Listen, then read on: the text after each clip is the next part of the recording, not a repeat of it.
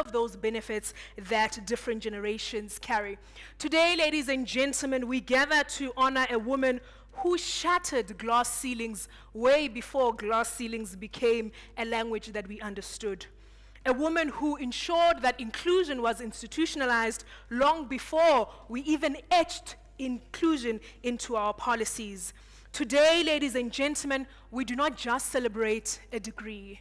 We don't just celebrate a woman of firsts. We celebrate an intellectual revolution. A woman who, when it was not easy, when it was close to impossible to do so, pursued excellence. A woman, when it was unimaginable to do so, ensured that she attained her dreams. She is a giant, ladies and gentlemen, on whose shoulders we today stand. Today, as a society, we celebrate that we too, as women, young, queer, differently abled, can be able to shatter glass ceilings and ensure that we attain our dreams. Ladies and gentlemen, today we look back at a journey of a seed that they tried to bury but refused to be buried. Today, 125 years later, you and I get to speak and marvel over this giant on whose shoulders we stand. History records, ladies and gentlemen, that Charlotte Maxeke walked the halls of Wilberforce University all the way in Ohio. For those who are scholars, for those who are Pan-Africanists, would remember a great and talented Pan-Africanist and intellectual, Dr. W.E.B. Du Bois, who wrote about the talented 10th.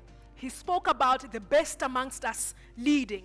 And that is exactly what he envisioned when he spoke about Mam Charlotte Maxeke. She was not merely a graduate. She was an educator. She was a pioneer.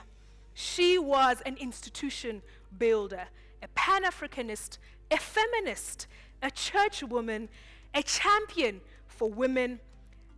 Dare I say, a woman who lived far ahead of her time. And as we reflect on this great, colossal, ladies and gentlemen, allow me to quote what Dr. W.E.B. Du Bois had to say about Dr. Charlotte Maxeke.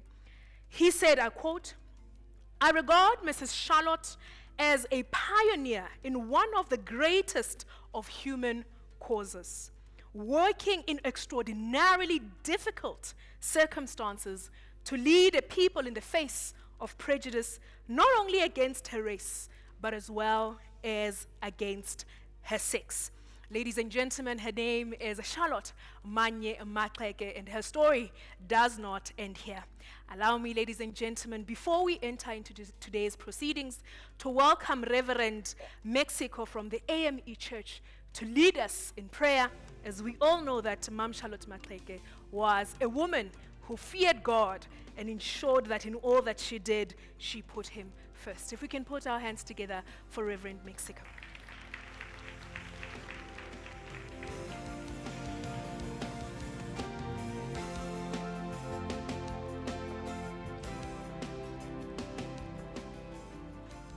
Let us pray.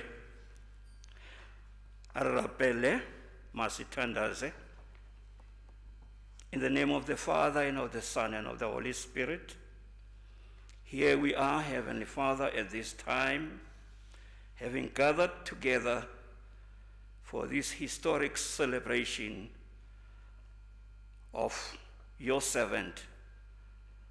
We invoke your blessings and the wisdom upon this program. All the speakers will be standing here saying all the words that are worthy to be said to us. We invite you, God, therefore, that you abide with us and be with us and lead us, that at the end of the day, we may all look up unto you to say that it was worthy to be here. We are mindful of the fact that sometimes, because of our manifold sins, we are not worthy to stand before your presence. May you forgive us all our sins and faults, that we have done before you. Guide us therefore, Father, and we thank you for this moment in our lives. In Jesus Christ's name, amen.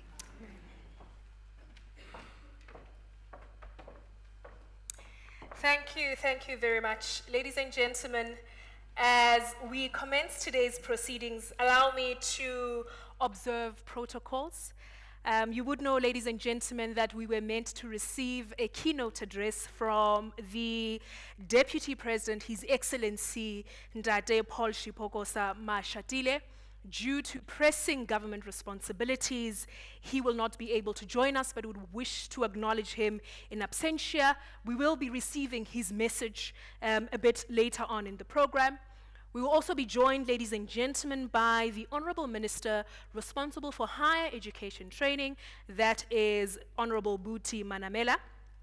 We've got the Deputy Governor of the South African Reserve Bank, and that is Dr. Mampo Mudise. We have Prof. Anna Mohokong from CI Holdings, who is our esteemed sponsor, and we want to appreciate her presence. We've got PPS for Professionals, who is the main sponsor. They will be, of course, represented by the colleagues that are going to be on the program, and that is Ms. Mutabi Nomvete. We've got sponsors from the Department of Sports, Arts and Recreation. We've got representatives from SkyTent, that is Mr. Isaac Mbata. Representatives from Malitech Engineering, that is Mr. Hlekani Maluleke. We've got the Chancellor of the University of the Witwatersrand, who's going to be joining us virtually. That is Dr. Judy Zamini. We've got Prof. Elelwani Ramugundo, who's the Vice Chancellor of UCT. We've got Ms. Tabisile Pumo, who is the Executive Vice President of Sibanye Still Waters. We've got the Executive Deputy Chairperson of the National Youth Development Agency, that is Mr. Bonga Makanya. We've got Dr. Mukwandi Chibe Sekund, I apologize if I'm not pronouncing it correctly. That is the CEO of Zomaco, hailing all the way from Zambia. We've got Mr. Shane Maja, who's the Chief Executive Officer of the South African State Theatre. And we've got representatives from Huawei Africa. We're establishing protocols, ladies and gentlemen, so those that come to the podium do not have to do so. They can just say all protocols have been observed. Thank you very much once again, ladies and gentlemen. As we enter into the next part of our program, allow me, ladies and gentlemen, to just echo the theme of this afternoon, and that is the historical footprint and journey of Charlotte Maxeke. It is a theme, ladies and gentlemen, that reminds us that those that have gone ahead of us, batsila, and it is important for us to learn from those that have gone ahead of us. And today we stand on shoulders of giants, and that giant is Miss Charlotte Maxeke. It gives me an absolute pleasure, ladies and gentlemen, to welcome the head of segment and growth at PPS, Ms. Mutabi Nomvete, to come and give us her input as, of course, one of the main sponsors of this auspicious occasion. Let's please give her a round of applause.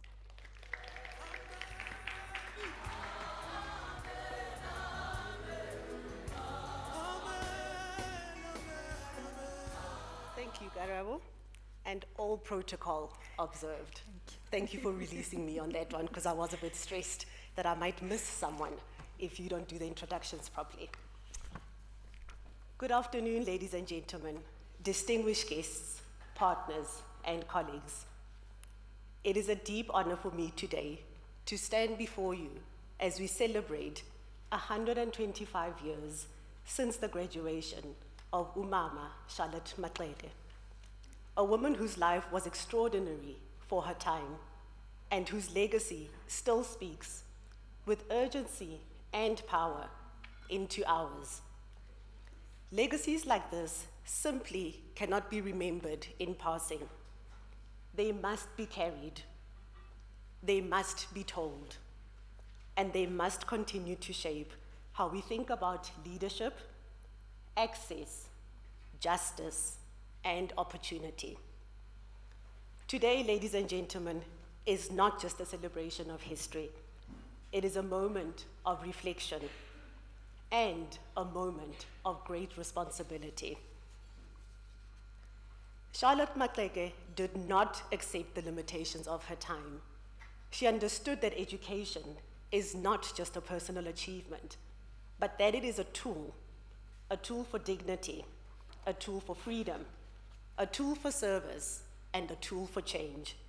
And she did not just walk through the doors for herself, but in doing so, she made it possible for others to imagine new doors. As PPS, I stand here very proudly today because we as PPS are the only financial services provider in South Africa that operates under the ethos of mutuality and that specifically caters only and exclusively for graduate professionals, which is what Mom Charlotte Maxeke was. And it is because of this that we want to make sure that our policyholders, whom we call members, get to live the life that they want to live in a world worth living in. And who better to have laid the foundation for us than Mom Charlotte Maxeke? Of all the themes that I spoke about in my earlier, the themes of dignity, freedom, service, and change, these honestly resonate with us as PPS, the company. And because of exactly that, it was a few years ago that we launched our Forgotten Graduate campaign. You would have seen bits of it with the exhibition just outside.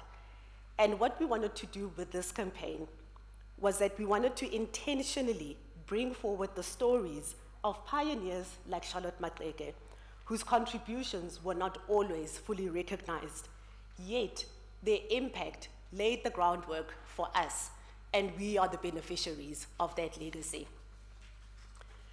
Because when these stories are forgotten, we do not only lose names, we lose perspective, we lose context, and we lose an understanding of what progress has cost, but more importantly, of what progress still asks of each of us. It is through the Forgotten Graduate campaign that the PPS Pioneer Scholarship was created. And this was not just a symbolic gesture, but it was a deliberate act of recognition and restoration. And we are already seeing what that looks like in practice. Later on today, we are going to meet Sinotumo Manona. She is the first recipient of our Pioneer Scholarship, and she qualified through the help of the scholarship as a physiotherapist, and asked me where she is working today. As luck would have it, at the Charlotte Maxeke Johannesburg Academic Hospital. So for us, it is more than a success story. It really is about legacy made visible. And that is exactly why the ability to turn legacy into lived reality that makes PPS to partner with the Charlotte Maxeke Institute. Because this work is not about one institution, definitely not only about PPS, but is about ensuring that Charlotte Maxeke's legacy continues to open doors for generations to come. If we are serious about this legacy, then we must move beyond admiration. We must move beyond celebration, and we must move into action. So tonight, I'd like to ask you, how are we creating this access where exclusion still exists? How are we investing in potential where others see limitation? And how are we making sure that no future pioneer becomes a forgotten graduate? Because the next Charlotte Maxeke, ladies and gentlemen, is not a distant idea. He or she is in this very room. She lives with us in our schools, in our universities, and in our communities. However, it might just be that the only thing holding her back from realizing her full potential is lack of access, lack of support, and probably even lack of recognition. And that is the gap that I would implore each and every one of us to constantly look to close. At PPS, we believe that success is better shared. And we believe that legacy is not something that we inherit, but rather something that we build and that we should choose to do it every single day. So let us honor Charlotte Maxeke, not only with our words today, but more importantly, with our actions tomorrow. And if you would like to continue this conversation, we do have a team of PPS that can take this conversation further. However, Karabo did mention earlier on that as the youth in the room, she's going to hold us honest in terms of time. And I would like to be the first to respect your wish and stick to my time.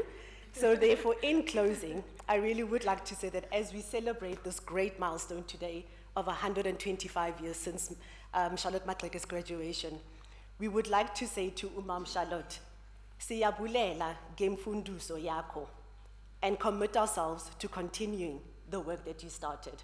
Thank you. Thank you very much. Let's give her another warm round of applause. And really just appreciate you reminding us that Mam Charlotte Maxeke understood that education is not merely a personal achievement, but it is a tool of liberation. And we want to also just mention, ladies and gentlemen, that as Rev Mexico came, it was actually the AME Church that saw potential 130 years ago in a young black woman from the Eastern Cape. They saw potential, they harnessed the potential, and they invested in the potential. And we want to thank PPS for following in that trajectory, for not only seeing potential, but also investing in it so that the youth of South Africa can be the best versions of themselves. Allow me, ladies and gentlemen, to welcome none other than Prof. Anna Mokgokong, who is the executive chairperson of the Community Investment Holdings. She's going to be leading us on a topic focusing on education as a transformative force and the enduring role of African women in shaping the continent's destiny. Let's please give her a warm round of applause.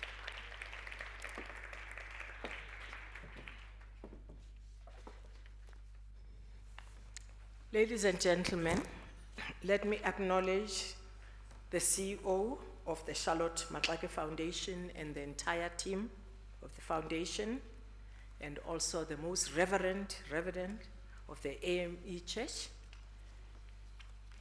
Esteemed guests, good afternoon to you. We are gathered today to celebrate the 125th anniversary of Charlotte Maxeke's graduation and reflect on the historical footprint of her journey.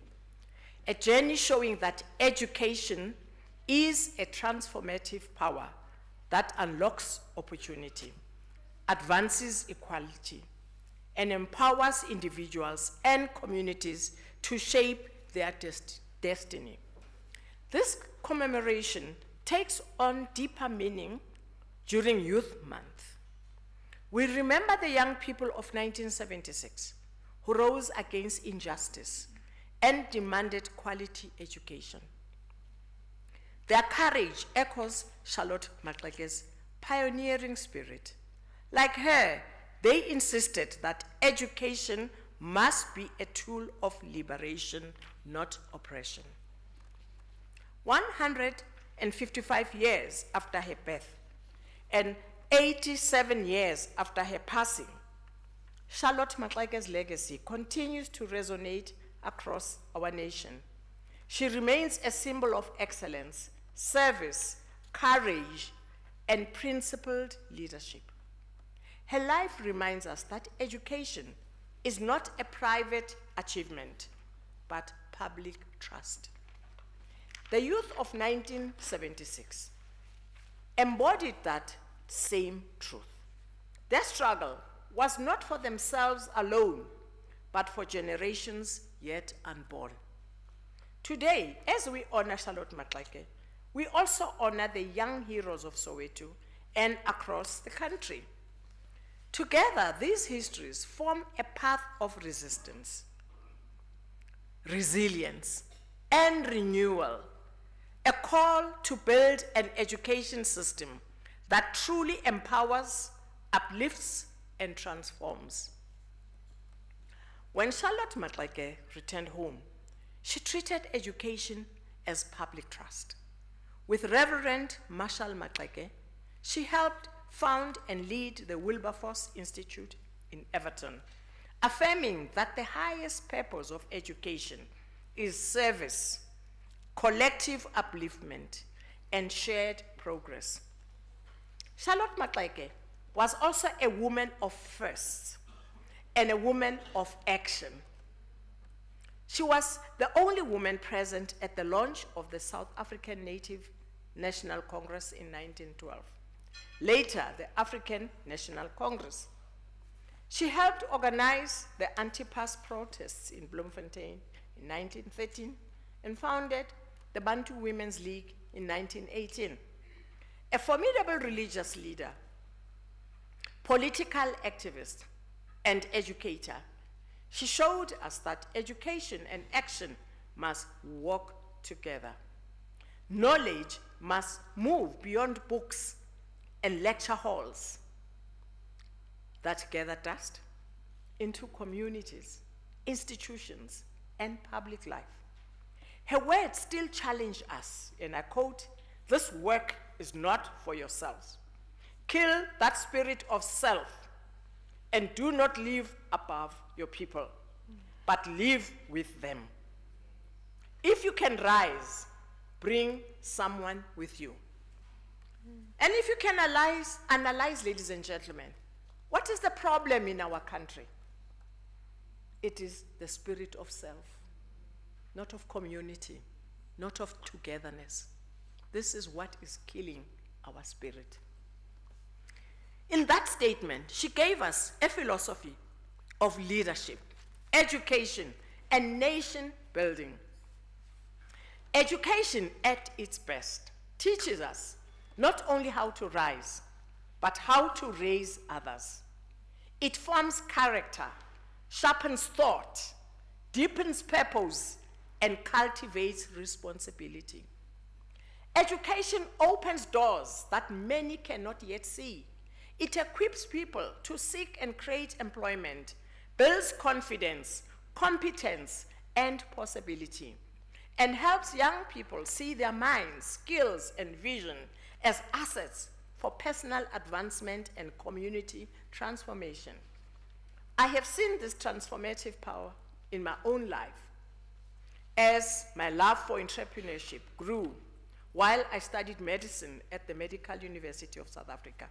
As a student, I used the knowledge and discipline I acquired to establish my first formal business, which later prepared me to enter the corporate world after our democracy. My quest for self-reliance began very early in my life. And when I completed my medical degree, I was able to divest of the business and utilize the capital to establish a medical center. I share this with you not to speak about myself, but to illustrate the point. Education can unlock the confidence, the discipline, and imagination that can turn aspiration into institution building.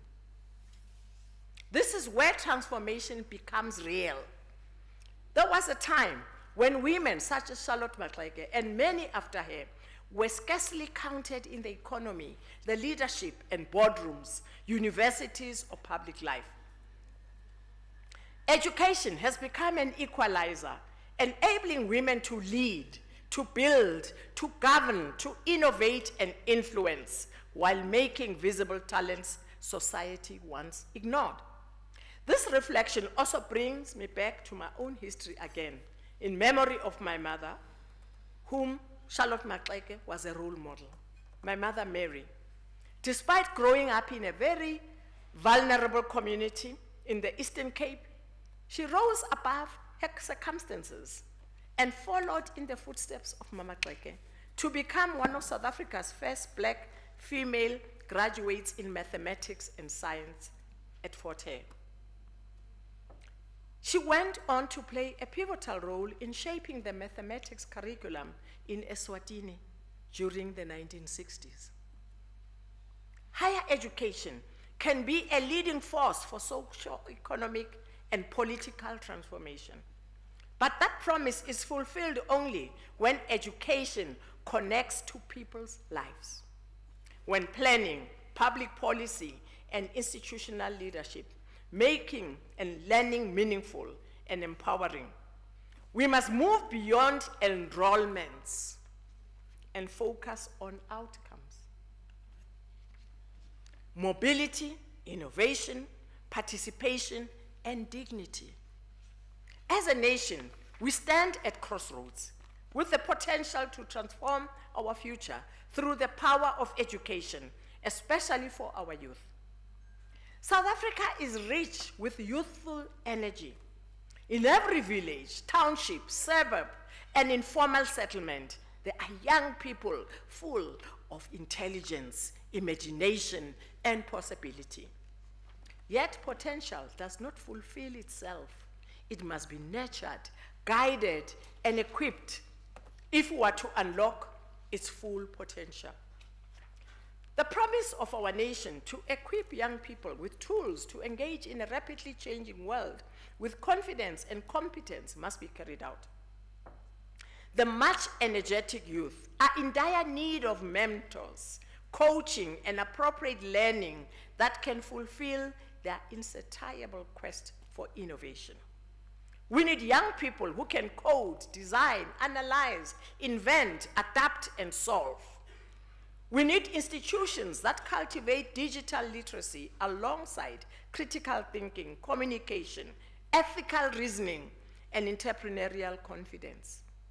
We need a national mindset that understands that the economy of the future will reward agility, creativity, and competence. By prioritizing quality education for all, especially our youth, we plant the seeds of empowerment, of progress, of innovation, and transformation. President Nelson Mandela reminded us that education is the most powerful weapon we can use to change the world. Education can break poverty, widen opportunities, and promote social justice. But it requires collective effort. Government must enable quality and access. I don't believe that by lowering the pass mark, that is the way. Institutions must inspire excellence. Families must also come to the party. They must nurture discipline. If you see your child hanging around, why is he not at school? And private sector must help translate learning into opportunity. If we look at the history of education in our country, we know that progress has never been automatic. It has often required advocacy, reform, courage, and persistence. Grassroots movements, faith communities, educators, and communities have all demanded better, more accessible, and more meaningful education. That same spirit is required today. Our challenge is not only to expand access, but to insist on quality teaching, leadership, infrastructure, support, and outcomes. Charlotte Maxeke's life also reminds us that education is never neutral. It can entrench inequality or dismantle it. It can preserve hierarchy or expand justice. It can produce passive observers or active citizens. In her life, education became a force that enlarged possibilities for others. She did not separate learning from leadership or personal growth from public service. She showed us that the real progress is measured only by what one person becomes, but by what one person makes possible for others. So today, the question is not whether education matters, but whether we are prepared to function as if it does. Are we transforming our schools, universities, and workplaces, and communities, as Charlotte Maxeke did? Are we making room for the next generation of women leaders, scientists, teachers, entrepreneurs, and public servants? Are we matching rhetoric with resources and ideals with delivery? If we're serious about honoring Charlotte Maxeke, our answer has to be yes. We must support early learning, strengthen schools, and invest in higher education, because universities and colleges remain vital gateways to research, mobility, leadership, and innovation. We must also champion technical, vocational, and entrepreneurial pathways, because the nation needs many forms of excellence and many routes to dignity. To the young people here today, I say, your education matters. It matters even when progress feels slow. It matters even when your circumstances are difficult. It matters even when the country feels uncertain. Learn with seriousness, read widely, and have a lateral vision, not a tunnel vision. Build skills beyond the classroom. Protect your character. Find mentors. They mustn't look for you. Ask questions. Take initiative. Do not wait for perfect conditions before you begin. Your future will be shaped not only by what you inherit, but what you build. To educators, institutional leaders, business leaders, faith communities, and policymakers, the responsibility is equally profound. A teacher can alter a trajectory. A dean can open a door.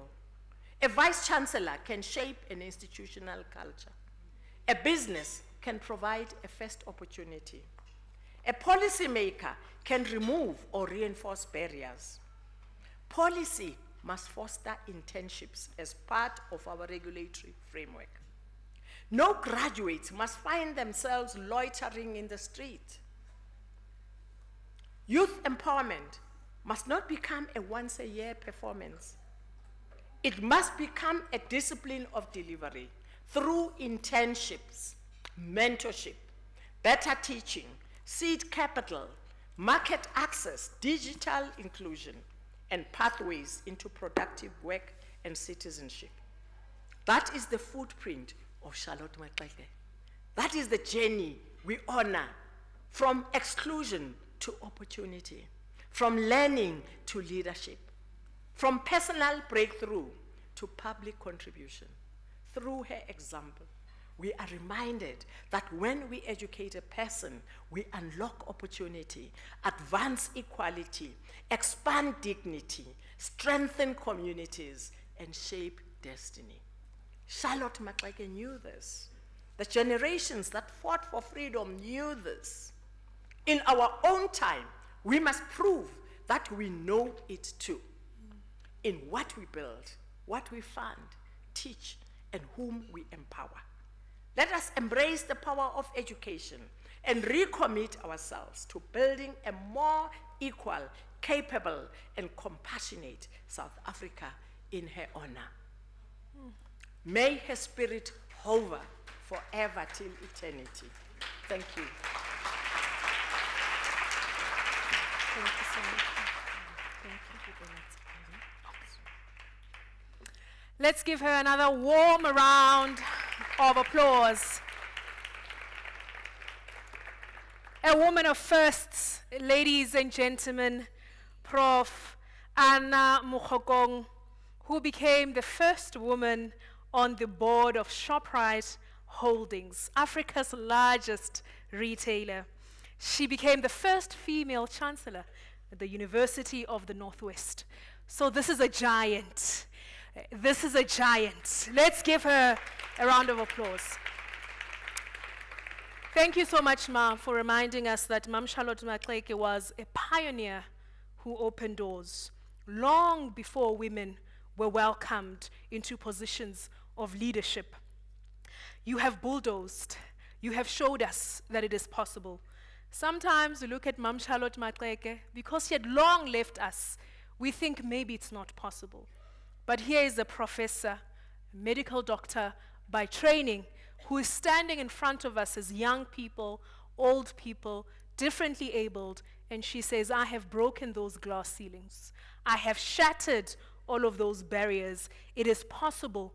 And do not wait for perfect conditions. Take whatever condition you find yourself in and make it perfect for you to be able to succeed. Thank you very much, Professor.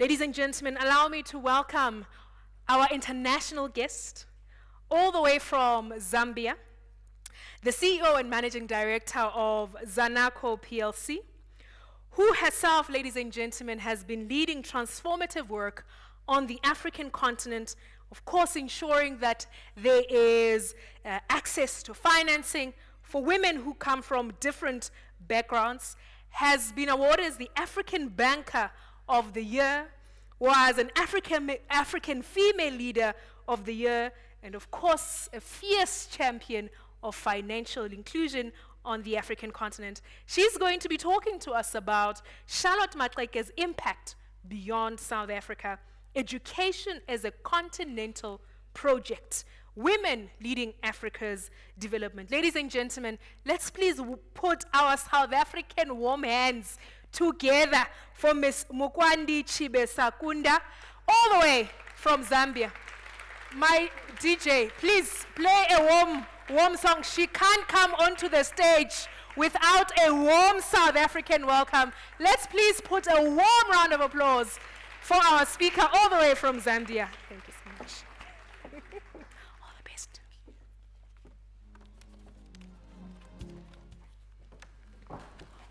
Wow, that was amazing. I'm glad I came all the way from Zambia.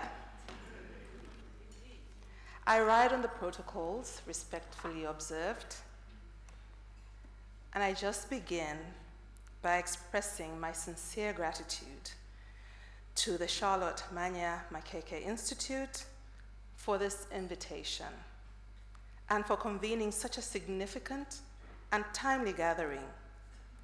It's an honor to stand before you as we celebrate 125 years since Charlotte Maxeke achieved what many thought was impossible, becoming the first Black woman in the entire Southern Africa to earn a university degree. Coming from Zambia, we're inspired by her.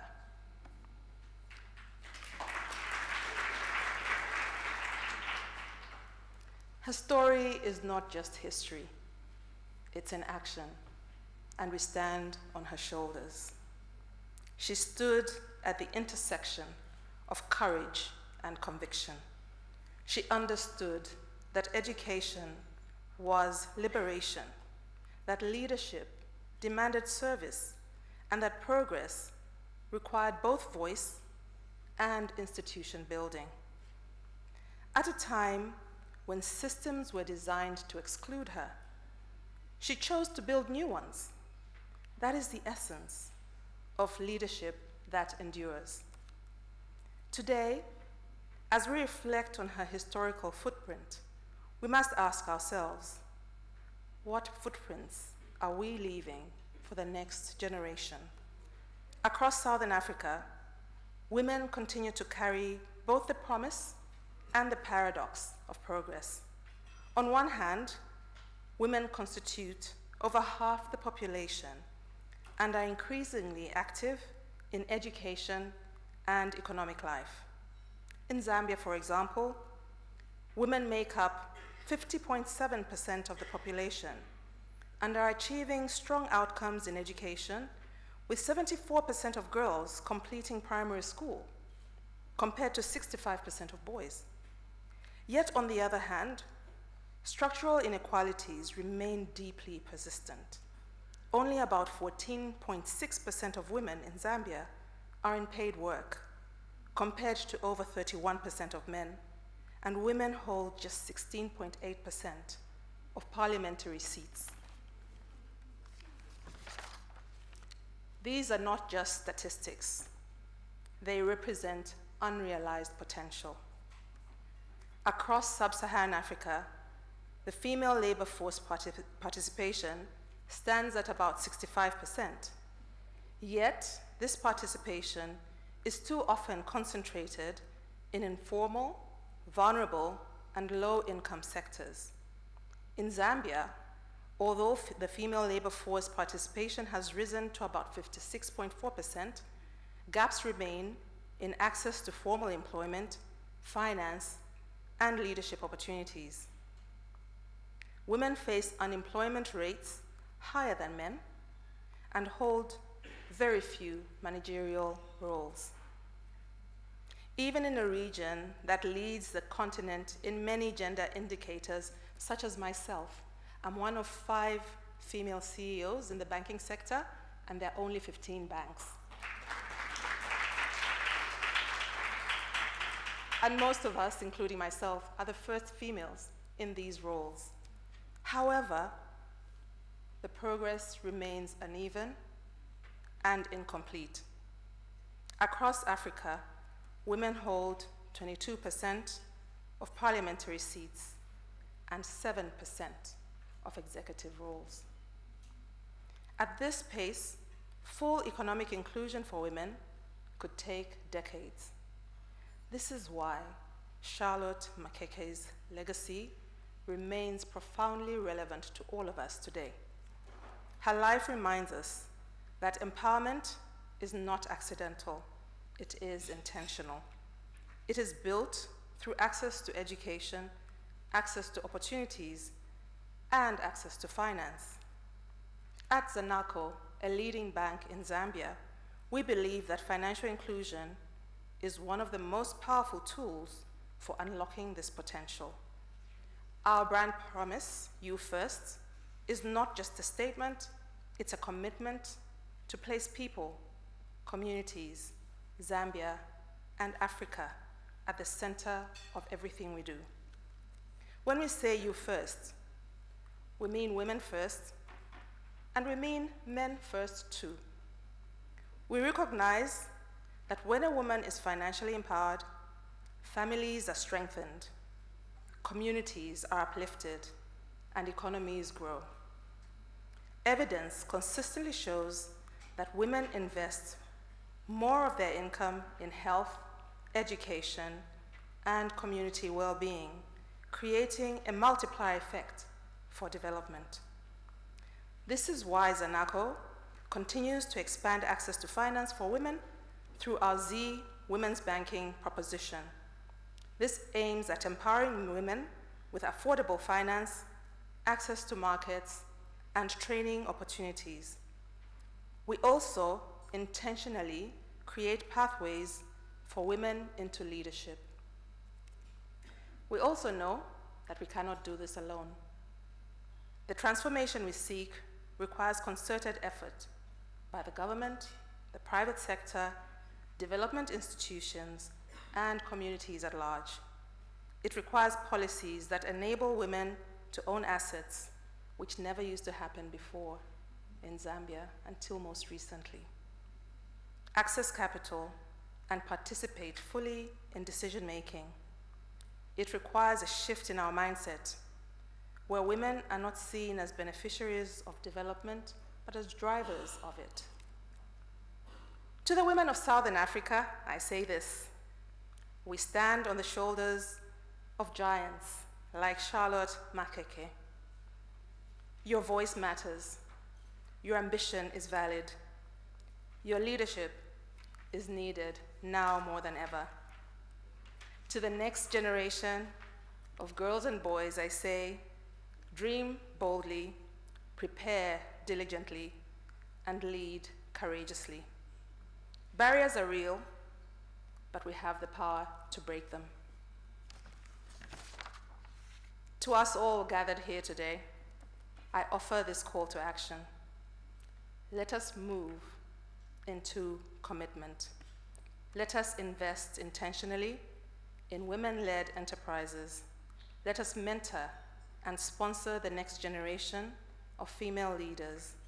Let us challenge each other to be more inclusive and accountable. Let us measure progress, not only by policies, but by lives changed. Because the true honor we can give Charlotte Maxeke is not in words, but in action. Let us ensure that 125 years from now, future generations will look back at this moment and say that this team seated in this room today made history. We made it happen. As Zambians and the rest of Africa, we honor South Africa for celebrating this great woman. I thank you.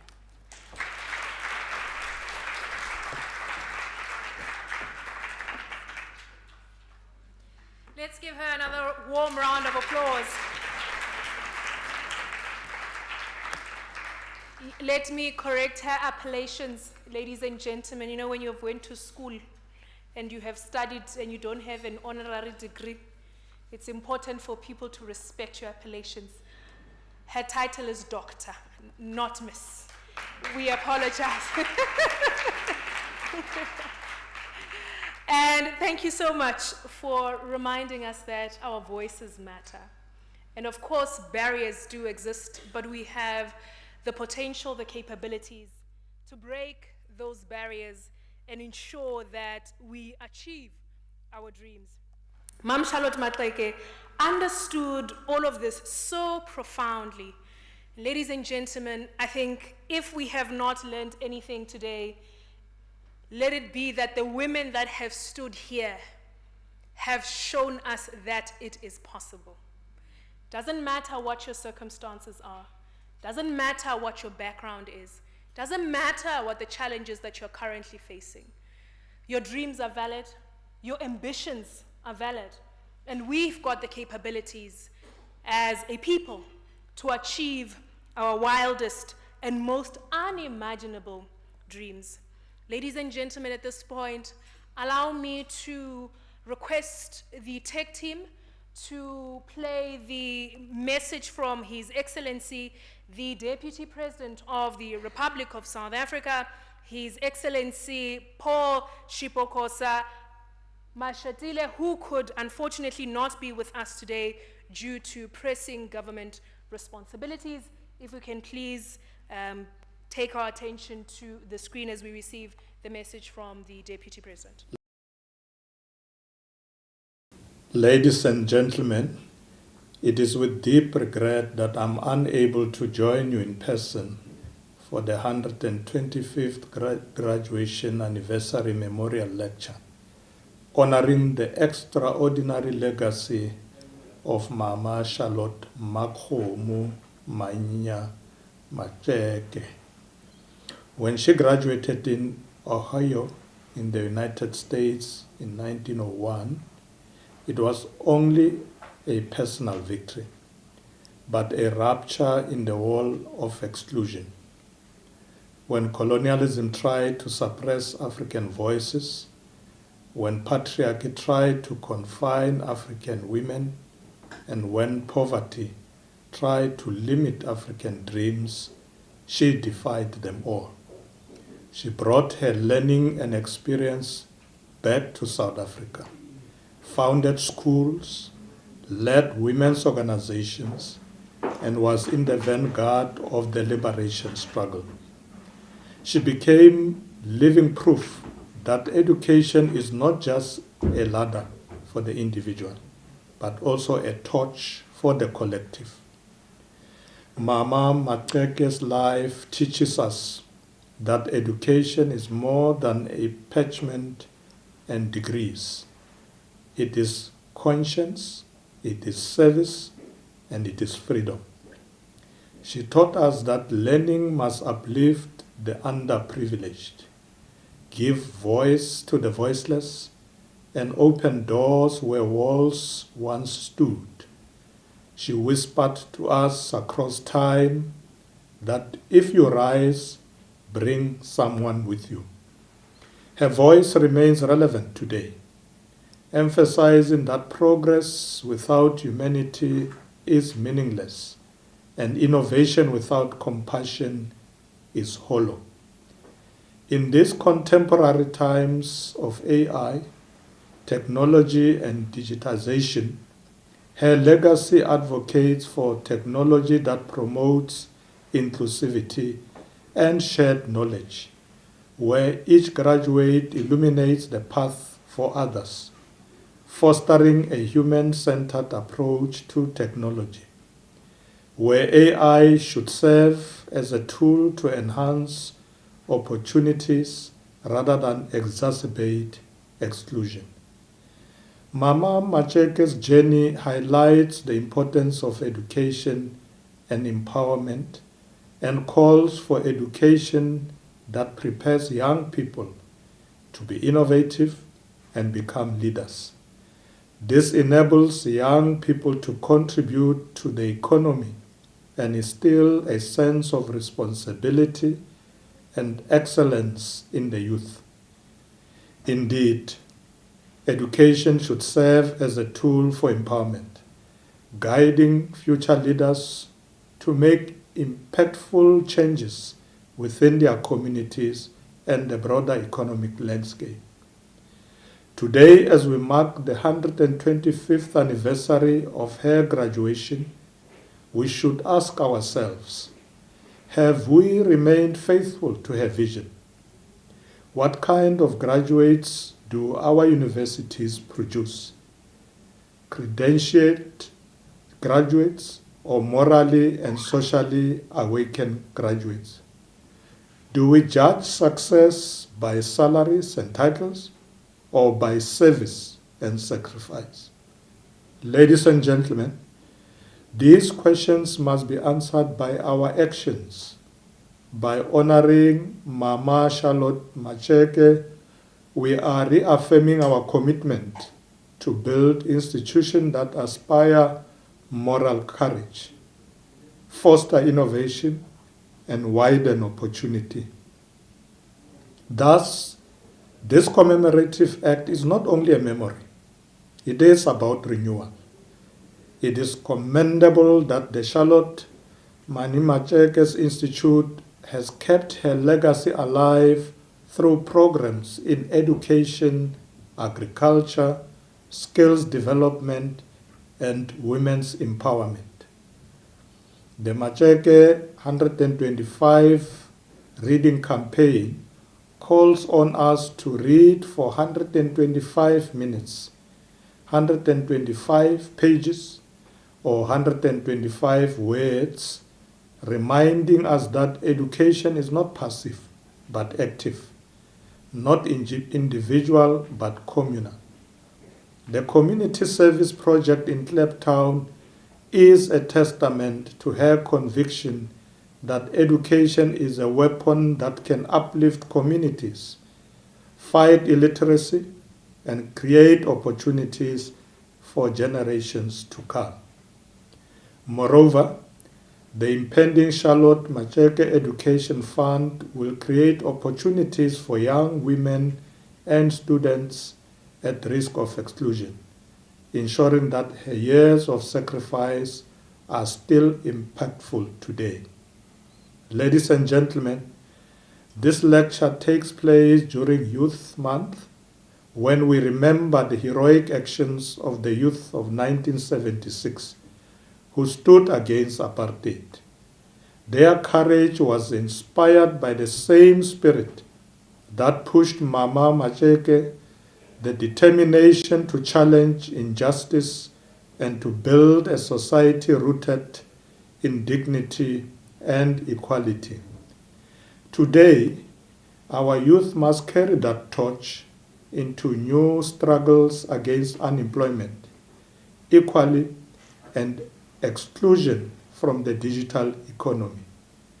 As South Africa also marks the 70th anniversary of the Women's March of 1956, we are reminded that the liberation of women is the liberation of nations, and that education remains the most powerful weapon against despair, corruption, and violence.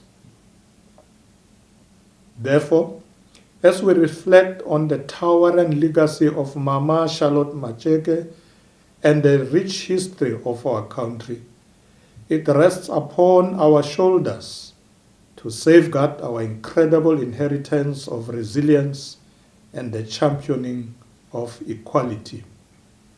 It is also in our hands to eliminate gender-based violence and femicide, to dismantle economic exclusion, and to uproot all forms of discrimination that continue to weigh upon women and girls.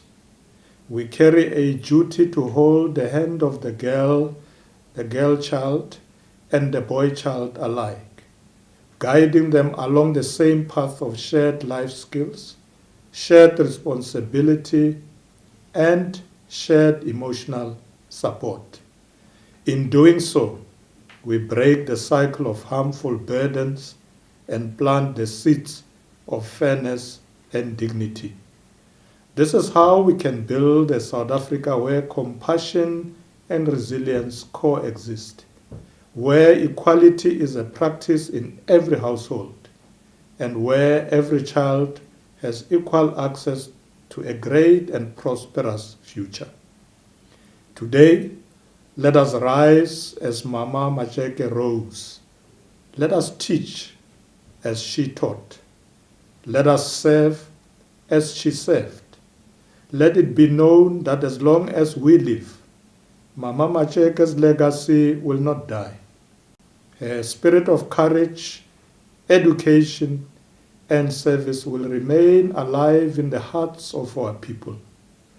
Once more, I commend the Charlotte Maxeke Institution for keeping her spirit alive through this commemorative program. May this anniversary ignite in us the same determination to rise and to bring others with us as we shape a future of shared prosperity. I wish the memorial lecture and the broader anniversary celebrations every success. I thank you. Inkomo.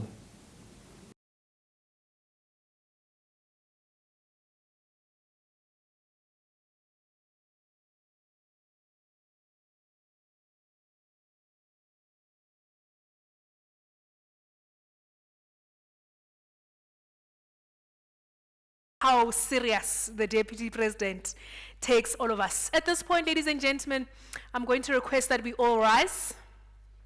We are taking each other along. Happy when you rise, you must bring someone else with you.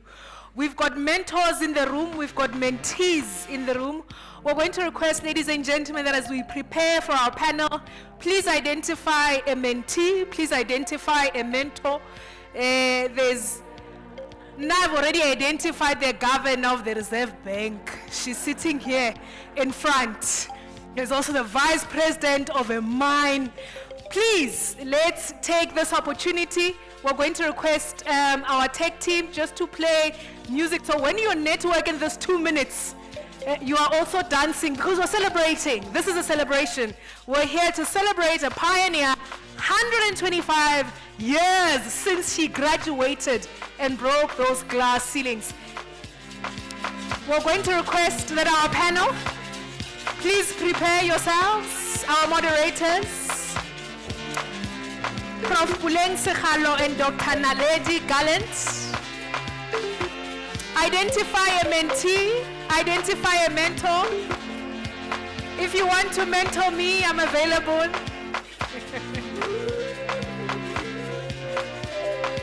Are you one of our panelists? Lovely.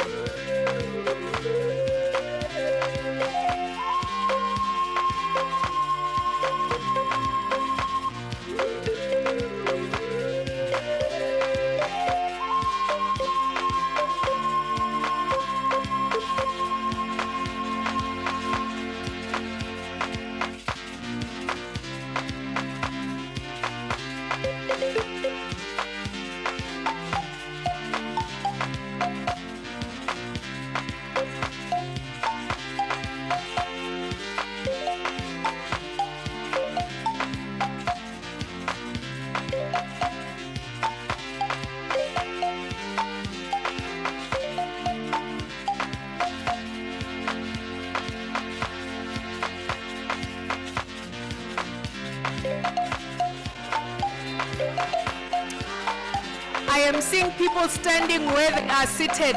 That is a sign of a crisis. You are supposed to move in the room.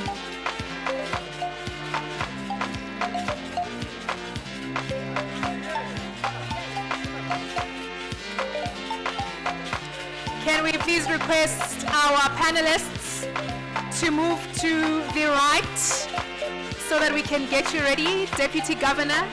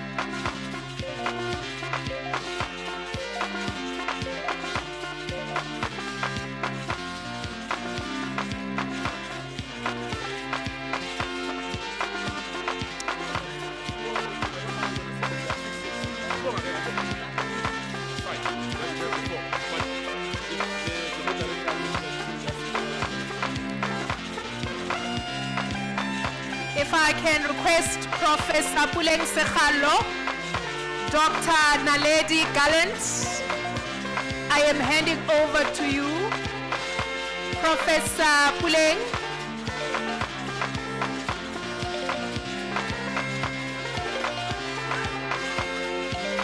Prof,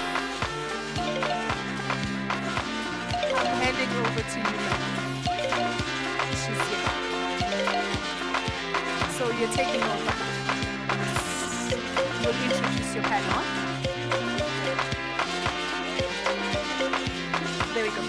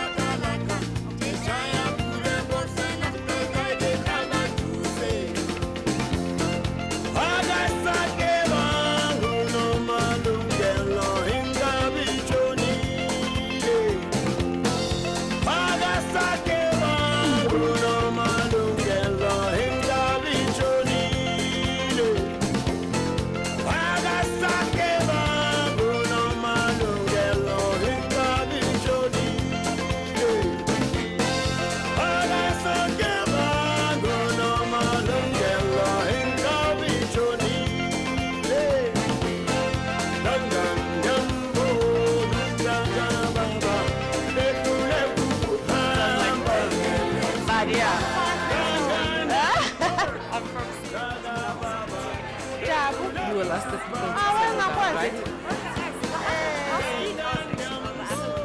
Ladies and gentlemen, good afternoon. We can see you're all having fun getting to know each other. We promise there's going to be more opportunity to continue the conversation later. Shall we please settle down so we can continue with the program? Oh, it's you. Sit up.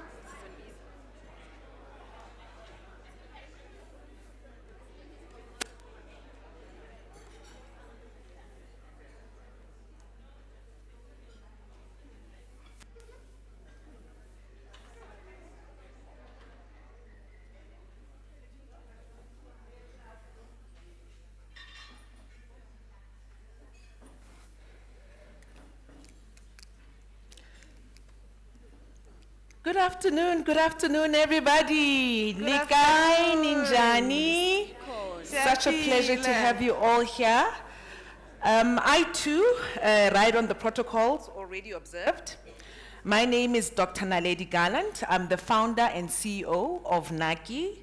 NAKI is a low-tech, WhatsApp-first digital transaction platform designed to formalize and scale Africa's informal service economy.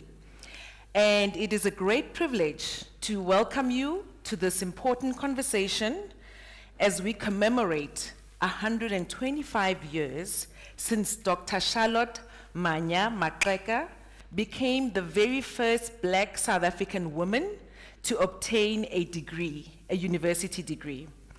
And so today, our discussion is not only about honoring Dr. Charlotte Maxeke's legacy, it is about exploring how we continue her unfinished work and what practical actions we can take to build the future she envisioned. And I'm going to hand over to my colleague to also introduce herself before we call on to stage our distinguished panel members. Over to you. Thank you. Ladies and gentlemen, my name is Puleng Sekgalo, and I'm a professor of psychology and currently hold the position of the Chief Albert Luthuli Research Chair at the University of South Africa. Today, 125 years after Mam Charlotte Maxeke carved her footprint into history, we gather not only to remember her, but to recommit ourselves, I think as the previous speakers have challenged us to the ideals that she lived for. Her journey and legacy remind us that true change begins with people. It begins with all of us, those who dare to challenge limitations and uplift communities. Her legacy should be a guide for us. Her footprints should be a pathway that guides us towards a more equitable future. And ladies and gentlemen, we are all here, as I said, 125 years later, after she began her extraordinary journey. And we're here to engage with each other to say, how do we move forward and how do we carry her legacy as we do so? Thank you so much for that. It is now my pleasure to introduce our distinguished panel of leaders and change makers. Our first panelist is Ms. Thabisile Phumo, Executive Vice President at Sibanye-Stillwater. Ms. Phumo brings a wealth of leadership experience and will be sharing insights on legacy, mentorship, and intergenerational leadership, and how these can serve as powerful vehicles for nurturing future leaders and strengthening communities, as well as creating lasting impact across generations. Shall we give her a round of applause as she makes her way to the stage?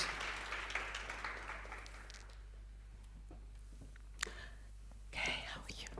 You can sit anyway. And our second panelist is Dr. Mampho Modise, Deputy Governor of the South African Reserve Bank. Dr. Modise joins us to reflect on Charlotte Maxeke's enduring legacy and the transformative power of education as a tool for liberation, empowerment, and social progress. Her perspective invites us to consider how we advance Charlotte Maxeke's unfinished work in today's world. Can we give her a round of applause as she makes her way to the stage? And our third panelist is Professor Elelwane Ramugondo, Deputy Vice Chancellor at the University of Cape Town.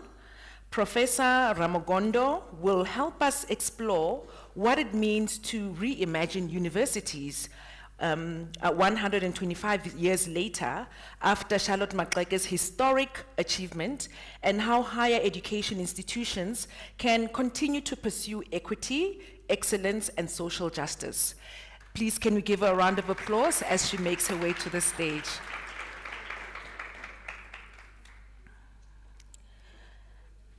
And our fourth panelist is Ms. Sinochumo. Sorry about that. Sinochumo Munona, a PPS Pioneer Scholarship beneficiary whose personal journey reflects the transformative power of educational opportunity. Ms. Munona brings an important youth perspective as we explore how to bridge the gap between the dreams of the 1976 generation and the realities facing young people today. Please, can we give her a round of applause as she makes her way to the stage? Unfortunately, Mr. Bonga Makanya couldn't make it today. He couldn't be able to join with us today. And so we will be having this conversation and discussion with our 4 panel members. Thank you all so much for being here. And so to begin our discussion, I think maybe I can just quickly open up the floor, and I'd like to ask each panelist to reflect on the central theme of today's conversation, and that is, if Charlotte Maxeke was standing before us in 2026, what do you believe would be her single greatest priority for South Africa and the African continent? Perhaps maybe we can start with you, Prof. All right, the African continent. At a time when we are yet again seeing Afrophobia rear its head, there is a lot that I think we ought to reflect about in terms of what it is that she would have said. As has already been said by others who spoke earlier, she, Charlotte Maxeke Lecture, understood that it is through education that we will, as Africans, defeat colonialism. And maybe you might not remember this, but she fought hard as well to protect the rights of migrant laborers. Now, imagine if we took lessons from her and realized that what is the problem is the exploitation of migrant laborers from everywhere. If we did just that, I believe we could push back successfully against Afrophobia and expose the real problem, which is extractivist neoliberal capitalism. Thank you so very much for bringing that very important topic. And I think maybe we can pass, I will then just open the floor to our very first panelist, which is Thabisile. My question to you is, Dr. Charlotte Maxeke invested immensely in developing future leaders, often without seeing the full impact of her efforts during her lifetime.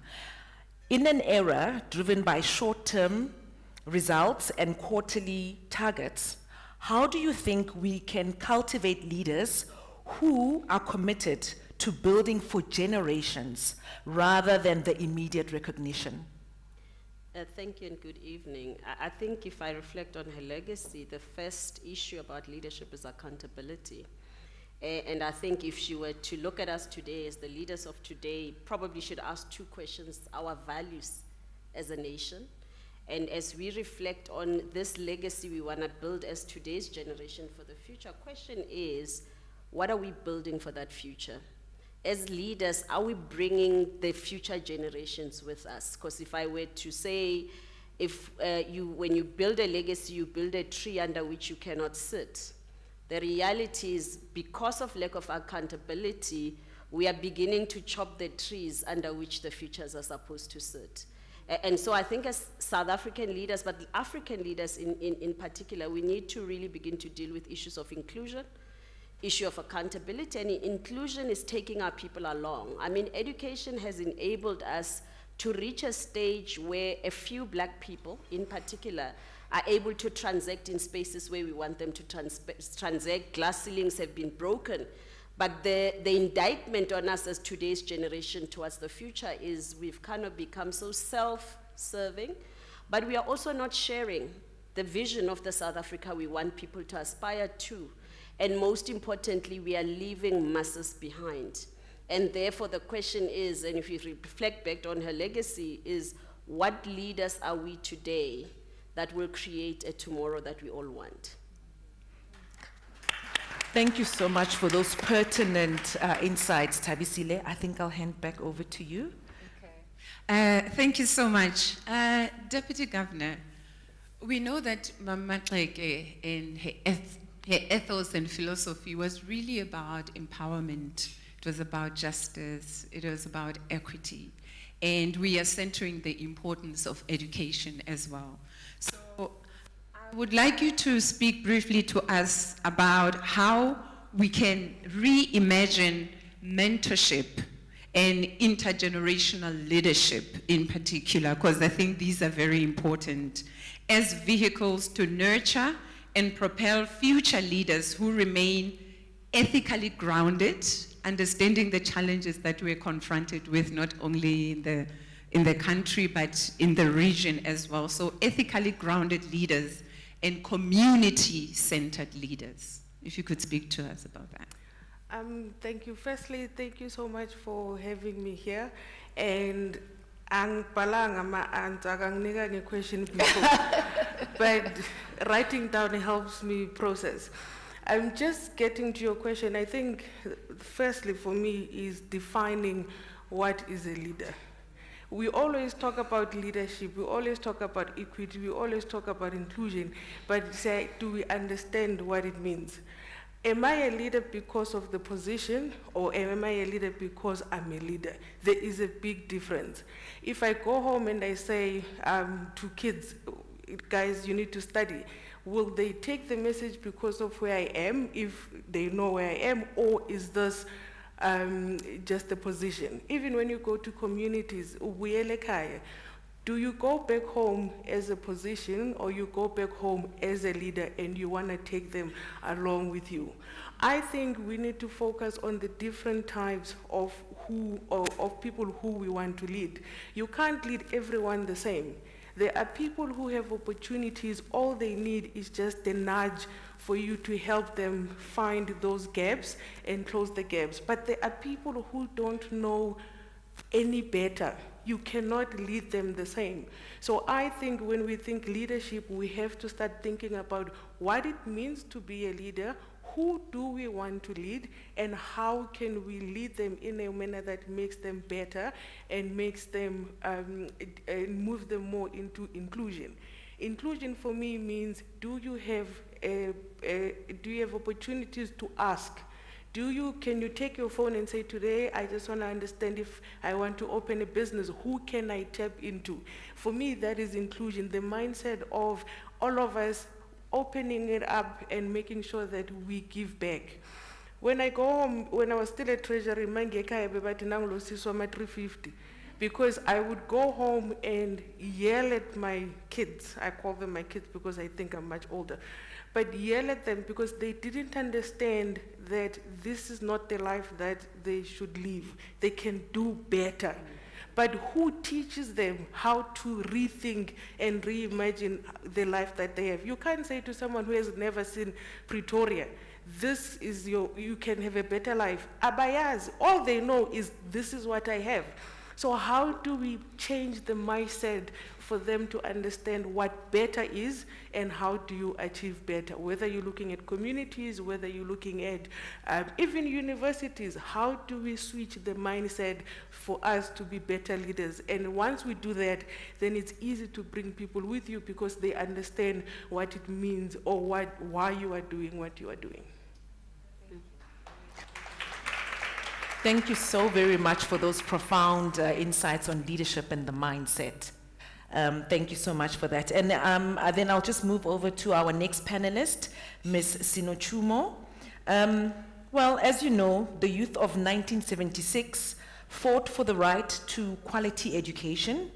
Many young people today have access to education, but still struggle to access meaningful economic opportunities.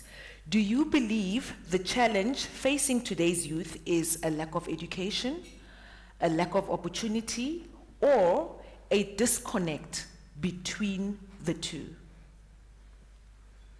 Good evening, everyone. First of all, my name is Sinochumo. Oh, sorry about Yes, Sinochumo. Thank you so much for that. that correction. You're welcome. First of all, I'm just in awe of everyone that is here, the demographics of the individuals that are here, as well as the accolades that people have, achieved with the demographics that we have right here. This is what the youth of 1976, I think, fought for, allowing us to have access to such platforms, allowing us to have access to education. However, we might have these aspirations, but there can be that disconnect between aspiration as well as the reality that we live in. I am from a township, Mdantsane, which is all the way in the Eastern Cape, and that township, like many other townships, is burdened by its own social ills, economical issues that are there, which again, that's the disconnect between the two that we have there. So there is access to education that the youth of 1976 has fought for, and the pioneers like Charlotte Maxeke had fought for. However, we do have a disconnect with what are the opportunities that they have in order to be able to access that education. And that is why we have, you know, companies, or we have foundations like the PPS Foundation that has gotten me to where I am today as the first Pioneer Scholarship recipient. So there is that disconnect, and we do need to go out there into townships, more of these bursaries, more of the scholarships to assist the learners, not just at university level, but from primary school, going up into high school, leading them into university so that they can know their full potential and realize their full potential and be able to make a difference within the different spaces that they are in. Thank you. Thank you so much for those insightful views. It's much appreciated. I'll hand back over to you for the Thank you next so question. much, Dr. Naledi. Yes. I think you'll agree with me that we're moving towards also the solutions. Yes, What indeed. possible solutions can we imagine and can we think of? And I think with the last speaker talking about practical things that we can do, I think that's very important, because I think often we get consumed in rhetoric and speaking abstractly, and we're hoping that with this panel we can engage with some of the practical things. Prof, we're coming back to you. You are in leadership, you are in management, you are in higher education, and we are talking about education, access to education, social justice, education, ensuring that there's equity when we think about students and what they always say to leaders in academia. And we're also saying we're striving for excellence, but are we creating environments that center that excellence? So I would like to ask that as we look at all of these pillars, how can we look at them as not competing ideals, but as interconnected pillars, so that higher education becomes a transformative force for both individual and collective liberation? A very important question, and very layered. I think it is important, and it's certainly something that is foregrounded in my thinking as a leader at a university that is the oldest university in South Africa, and what it means to inherit such a university in a democratic South Africa today. It is very important that we understand what the project was in 1918, if you are to start with the date that that institution was deemed a university. And what the university at that time proclaimed it wanted to do was very telling. Because what was said was that this university, which we call UCT, was there to bring about reconciliation between British English-speaking students and Afrikaners. So they were not confused about why they existed. That's what they wanted to do. Why? Because World War was happening. So division between these two groups needed to be addressed by a university. Imagine that. What was also very interesting was that what they conceptualized was a broad South African identity. How do you achieve that when 99% of your students are white? Which South Africa are you talking about, right? So when we talk about access and equity today, we need to be very clear about what it is that we mean. There's been a lost opportunity for universities, for the entire higher education sector. We had the NDP, the National Development Plan, which introduced redress as an imperative. Redress. You know, when I started thinking about what transformation means in my portfolio and looked at all documentation available, I could not find redress anywhere. How can we not have redress as an imperative when it is in the preamble of the Higher Education Act? So first we must understand what we exist for. Then we would know what to do. We again inherited a university which had a narrow base for excellence.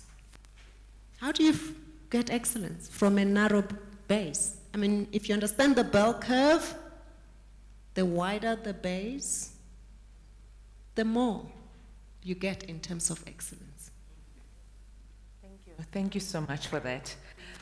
Okay, I'll move over to you again, Tabisile. Many young people today have access to information, but not necessarily access to meaningful mentorship. What practical responsibility should today's leaders and executives take to ensure that talent from disadvantaged communities is not overlooked, as well as what would success look like in the next 10 years? Yeah, thank you for that. I think as leaders, we first need to create pathways to success, especially for the disadvantaged people. Because we keep on encouraging our people to go to university, to obtain education for an economy that cannot carry them.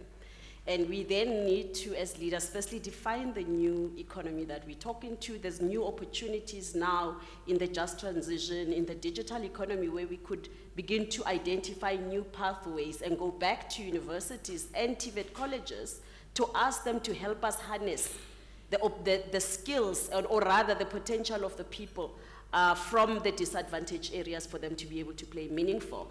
But I think that the second thing we need to do as leaders as we begin to mentor is to also begin to help people identify opportunities where they are. It is not sustainable that we believe that a South Africa and Africa that grows is when people go to a few nodal economic points. People must be able to find value in Limpopo, in the Eastern Cape, in agriculture, where we can harness the skills of young people there who don't have to migrate to places where there's scarcity to begin to leverage on the forestry industry, to leverage on wool because there's agriculture there in abundance, to be able to leverage on township economies, township tourism. I think what we've done is we've defined as leader a narrow base for our economy, and we've created these nodal points, and we have not created a narrative of South Africa and Africa that says you can succeed where you are. And I think when we begin to do that, we can then bring the skills that we are deploying in corporates, that we are deploying in government to be able to energize the economies of where people are. And I think that will give young people hope, because we'll be able to identify alternatives that can get them to the pathways of success. The road is becoming narrower and narrower, and the narrower it becomes, we have this challenge of youth unemployment who are all queuing for something, unfortunately, that will not exist for them, because us as leaders, we are not beginning to open the alternative pathways of them succeeding where they are. And it is possible if South Africans and Africans begin to think like other countries. You go to Dubai, they identified how they wanted to succeed with their oil, how they wanted to succeed with their tourism, and how probably they will succeed with other things. They're now going into the digital space because they're beginning to open those pathways. The question I want to pose for myself as a leader and the leaders in this room, what is our next step economy as South Africa? What are those pathways for the many young people who are unemployed so that we can reskill them on these skills of the future that we talk about, and yet we are not doing anything about? Thank you so much for those pertinent insights that you are raising. I'll hand over to you. Yeah, thank you. Madam Deputy Governor, I want to build from the points that have just been made and connect to what Professor Anna Mokgokong said earlier. where she spoke about how education should reshape and transform communities. So it's not about just earning a qualification, a paper, and going out there. What tools and skills have you gained to enable you to use that education? So I would like to know, therefore, building on what has just been said, how can the spaces of learning, these institutions of higher learning, position themselves in what they offer as builders of futures that cultivate imagination and creativity to ensure that we meet the challenges that we are faced with now and those that are even not on the horizon yet? For me, the first thing is the distinction between previously disadvantaged universities and universities is a problem for me. Already there's a stigma attached to previously disadvantaged. A university is a university. If we think there's a distinction, it means the quality of education differs. It means we judge those kids based on where they come from, not based on their ability or based on their skill or based on their talent. We need to start there. Secondly, I think what is even more important for me is us in institutions, me in the Reserve Bank. Do I make time to go to those universities and expose them? Do I talk to universities and say, your curriculum is not helping me when those kids come for job interviews? This is how we need to change it. Do I only focus on the normal universities or do I make the time? Thirdly, why is it so difficult that I can, as a person, go to a university, choose a black child and say to her, during your school holidays, you're gonna come and work with me so you can explore and see what work means. If I do that for 5 kids per year, by the time in my 5 years, how many kids would I have changed their lives? They see better, they see differently. So it is not only just the schooling system that one has to deal with, is how do we, outside of the school, how do we as employers help the universities create the employees that we're looking for? How do we as entrepreneurs help the universities to design curriculums that bring us leaders, that bring us entrepreneurs? We need to work together as a community to change the system. But for now, can we just stop with previously black universities and universities? Thank you. Thank you so much for those enlightening views. Sinokumo, I'm going to ask you this final question. As someone whose own journey reflects the power of educational opportunity, what would you say to a young South African who feels that despite working hard and doing everything right, the system is still not working for them? We have a lot of disgruntled young people out there doing everything right, and how do we motivate them and keep them going? I think for me, before I answer that, I just want to echo on something that has been said on the panel just now, that universities do need mentorship, or let's say rather students within universities require mentorship. And once I think we have dealt with that, children or students will know that there are opportunities beyond what they have studied, beyond what, or beyond the curriculum of physiotherapy. What else can a physiotherapist do rather than going and working at a hospital? So once they have that mentorship and they understand the different opportunities that are there, then we can then explore other avenues. There's leadership. There are legal avenues that we can explore within the medical field. So basically echoing that. And just to speak to the individual who feels like after working so hard and they've done everything that they can to be able to, obtain the qualification that they have, it doesn't stop there. Seek the opportunities outside of what has been taught to you within the university space. We should not wait for opportunities to land onto our laps. For example, this opportunity that I got from PPS and the Pioneer Scholarship that I got, I've applied to many bursaries or many scholarships, but this one, I think it resonated quite a lot with me. And to get to get the scholarship or to receive the scholarship, it's not easy. You go through a plethora of different interviews that you have to get through, and it awards you such opportunities that you get thereafter. Being able to be in panels such as these. This is my first ever panel, and this scholarship, thank you. This scholarship has allowed me to be able to be alongside giants. It's not about my physiotherapy that I studied in university. My eyes are now opened to different opportunities. The MC had said we must network, we must find mentors. These are the different types of opportunities that, as students, we need. These are the spaces that we need to be in order for us to be able to realize what is beyond what we had studied. So I think just to close off is to say people must not be stagnant and stay where they see what they've been taught or the places that they are within. Open your wings. There are opportunities out there. Thank you so very much. I'm afraid we have run out of time, and I just really want to take this opportunity to thank you all so much for imparting your knowledge and for sharing such profound insights on how we can advance, South Africa as well as economic inclusion for all.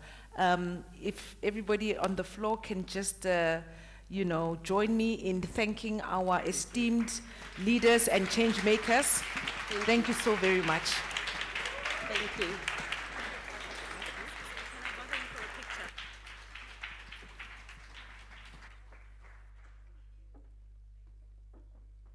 Give our panel a warm round of applause. Sorry.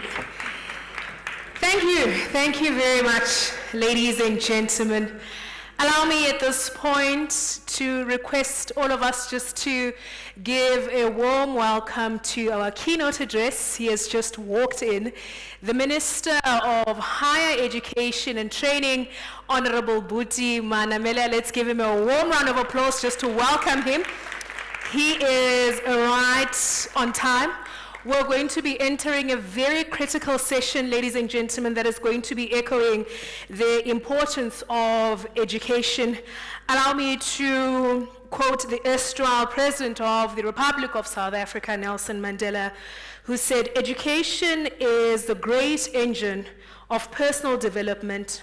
It is through education that the daughter of a peasant can become a doctor, that the son of a mine worker can become the head of the mine, that a child of farm workers can become the president of a great nation. It is what we make out of what we have, not what we are given, that separates one person from the other." And I think that's the message that we have received today. Just also to encourage all of you, ladies and gentlemen, that we do have our merchandise of Charlotte Maxeke. This is going to be contributing to our education fund. So if you could please, your pockets, your beautiful checks, buy books, contribute to the education fund that we're going to be launching today. At this point, I'm just going to request our tech team just to play the message of support from the President of the Republic of South Africa, His Excellency Cyril Ramaphosa.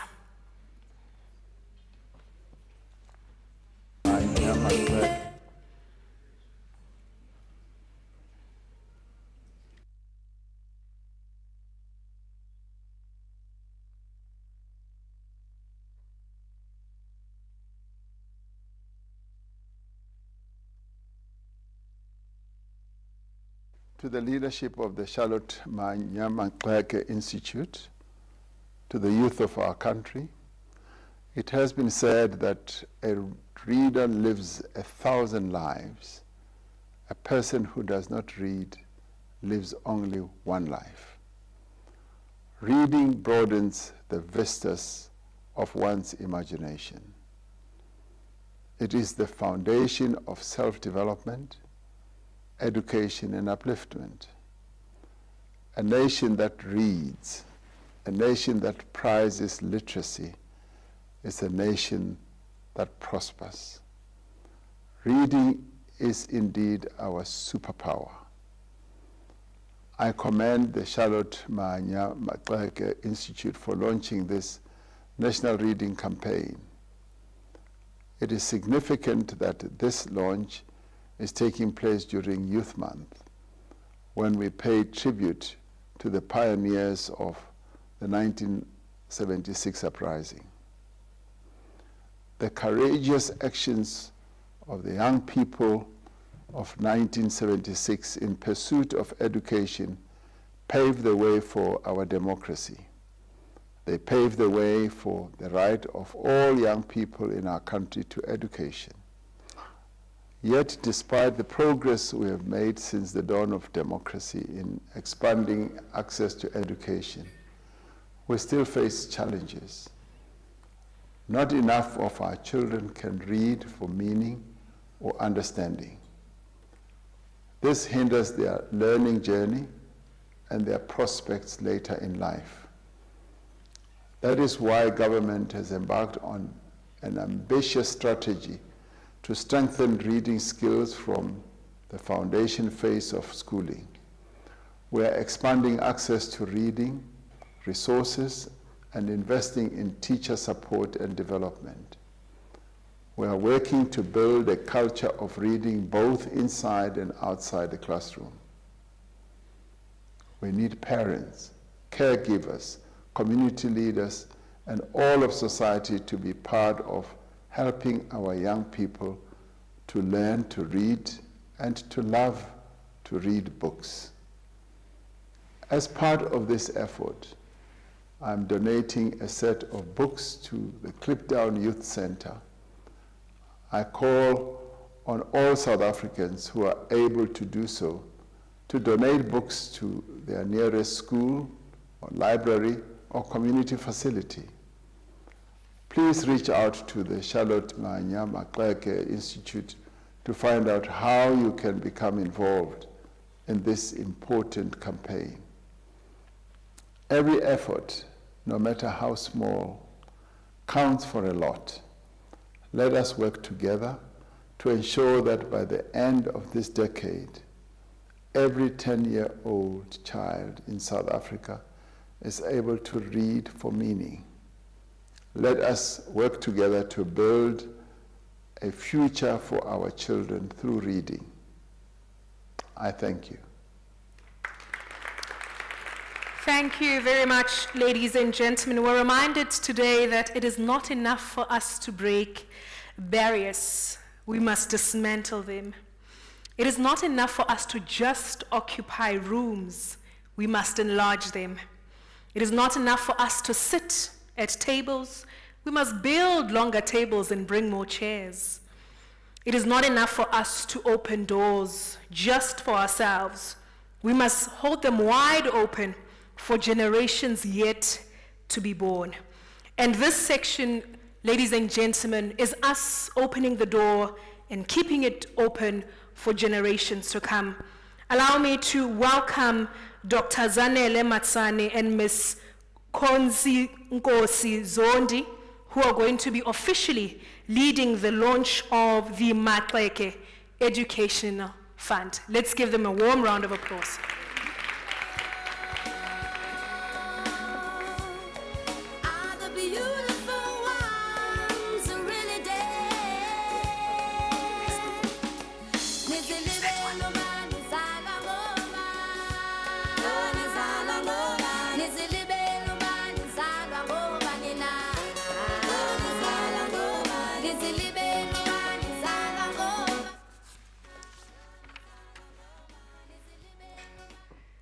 Good afternoon, Program Director, esteemed guest, and I align myself with the protocol that has already been observed. I am Konzinkosi Nolthando Zondi. I am an attorney by profession. I am a co-founder and director of J&Z Incorporated Attorneys, and full it's Jono and Zondi Incorporated Attorneys. We have 3 branches in the Republic of South Africa. We have 2 in Gauteng, 1 in Rosebank, and 1 in the West Rand of Johannesburg, which is in Fochville, and we have 1 in Newcastle, KZN. I am so honored to stand before you this afternoon. I keep thinking evening, it's afternoon, it's just that it's a bit dark in this room. This evening, ladies and gentlemen, I'm very honored to be addressing such accomplished women. I am still youth. Next year, I'm still youth for now. So it is even more of an honor for me to stand before you and to be launching the Charlotte Maxeke Education Trust Fund. Along with me is Dr. Zanele Matsane. She is a holder of a PhD in engineering management. She's a lecturer at UJ, University of Johannesburg. I almost said Wits. Sorry, Dr. Zanele. She is under the construction management unit in the Department of Construction Management and Quantity Surveying. So we're just going to quickly speed up. In my profession, as you have seen in court, advocates and legal practitioners speak very slowly because we are billing. Our mentors tell us that as well. Speak slow, don't rush. So I must pinch myself. In fact, so dog must pinch me. Would speak faster when we're not here to bill. So I will try to speed through my presentation. So ladies and gentlemen, today we are not only establishing a fund, but we are continuing a legacy. I was listening to Prof. Buleng addressing us right now, and these are the words that she said. We're doing a continuation of the work of Ma'am Charlotte Maxeke. So, as has been said in this room multiple times, we're honoring a great pioneer, great leader. You know, Ma'am Charlotte, who became the first graduate in Southern Africa, obtaining a BSc degree, BSc meaning physics, so that we give all upliftment to this remarkable woman who has birthed some of these ladies that we're looking at, leaders of society within this room. So what remains relevant today is that education changes lives. It unlocks opportunities, it restores dignity, and it transforms communities. Yet today, as we see in our communities, and we've heard the panel speak about unemployment within our youth, opportunities, which some are there, but you know, there is no access to those opportunities. We don't know how to link our youth to the various opportunities that are available within our communities and society.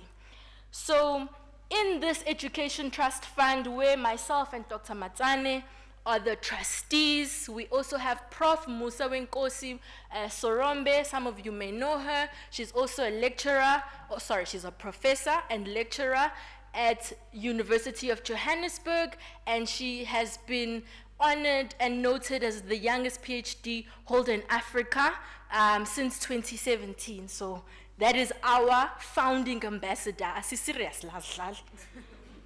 So, ladies and gentlemen, in us establishing this Education Trust Fund, we honor and we work on the work which has been done by other founding or funding schemes in the country. Most notably, I'll say NSFAS, I will say, as we've heard in this room today, PPS as well, and many others. So when you hear, okay, these people are here to launch this Education Trust Fund, what does it really mean? Is it just another, I'm just using that word very loosely. I don't mean it in that way, it's just another, because it's very important. But what we are bringing as the Charlotte Maxeke Education Trust Fund trustees is a fund which is different, noticeably different. How is it different? I was listening to the panel here before us, and I was listening to, I want to say her name, Usino Kumo, who is the beneficiary of the PPS. Oh, I must talk faster, thank you, Doc. Is the beneficiary of PPS, and she was talking to us, Uguti, how do we connect then the youth to these very opportunities? So, and I love it, Futi, because as I conclude, because Doc has to go through the presentation, Dr. Mampo Modise, you asked the question, you said, if I go to the universities and I interact with 5 learners, you know, make a difference in their lives, I'm telling you, get Dr. Gutai, say trust. And what do I mean by that? Not only are we providing a platform for funding, but there is a mentorship scheme. So our trust is not only the financial support, but it's also the support of mentors. Now, as I conclude, Charlotte Maxeke, which is a sister organization to the Trust Fund, they've done so much work. We have Women of First Awards. We have Bring Her Up. I could sit here and say it and list them until you know the sun comes up. So there they have women who have been honored, many who are in this room. We will be pulling from those ladies, and many of you here, please don't ignore our calls and our emails, because we will be emailing you on Monday. And we are going to be requesting that you be part of the journey. So a learner is going to receive the funding, but that's not where it ends. Then what happens to them? They form part of this network of EMA beneficiaries, wherein then we will be connecting them with mentors like yourselves, so that they can get access to the opportunities and they are able to go further than where they would go without themselves. And in conclusion, like myself, I have a mentor, Advocate Mahlako, who helped myself and my business partner start our law firm. Not only that, he mentored us from university, he mentored us through starting our articles of clerkship into being admitted attorneys. And today, when we started our firm back in 2022, he was the one saying, go that person, this person, and connecting us to the relevant person. So our fund has been launched. Doctor will take you through the lovely presentation. Thank you so much. You did well. Okay, thank you. She's also my attorney, by the way, my private attorney. But thank you so much. So I'm just going to take you through why this is so important. I know everyone is going to say we already have these different fund and bursaries, but I just want to give you a personal example with myself. I am one of 3 girls. When my mother was a government teacher, foundation phase teacher, and she had 4 children, but she couldn't afford the best education for us. So she dumped us in this very expensive school and got us a shack in the nearby location so we could live there and walk to that school. I was 8, my older sister was 11, and my younger sister was 6, and we did not have a nanny. My sister, the 11-year-old, was the nanny as well. We had lots of ridicule. We would go for days without food. Remember when there were only 3 please call me's? Yeah, we used to ask the neighbors, and you have to ask them 2 days in advance for those 3 please calls, just to give you one. So we could call my mother and tell her, we have now run out of food. And by then, it's already been day 7. But today, the 11-year-old girl is now a chartered accountant and a lecturer at the University of South Africa. The 8-year-old me is now a holder of a PhD in engineering management and a lecturer at the University of Johannesburg. And then the 6-year-old, the last one, followed in my mom's footsteps and became a foundation phase teacher who only after less than 3 years is now a deputy head of her department. So how did we do it? We couldn't afford it, by the way. According to the National Credit Bureau, my mother, with her salary, a government salary, she could only take 200 Rand home. And also, we had to hustle our way through universities. We didn't qualify for NFSAS because according to NFSAS, my mother was well off. And this is where the problem starts. Many of my female students have it too, where you are told that your family can afford it. And this is where we make it different. We are going to take care of the female student. Financial backing, dedicated mentorship, an integrated network of industry experts and peers. And we are, as was mentioned, we're going to pass through this. We are starting from high school. We are going to go through each and every high school or each and every community within South Africa, and we're going to find that girl child, and we are going to take her through to the school that will hone her skills. We will then also go to the TVET colleges. We will look for those who are working to become artisans in engineering, in construction, and many other phases. We are going to support them with workplace readiness programs, the fees, learning materials, everything. Then we'll go to university. In university, we'll also do tuition, accommodation, but also post-graduation, we'll have professional development courses for them, and we'll pay for it. What we are hoping for, and our goal is, we are now going to start going through and looking for these beneficiaries. We're going to start with 5 students, and then 10, and then 20, and hopefully next year when we come and have this discussion, we will have you meet them as well. And this is how we'd want you to please partner with us for impact. Do you see? It starts with 500 Rand, all right?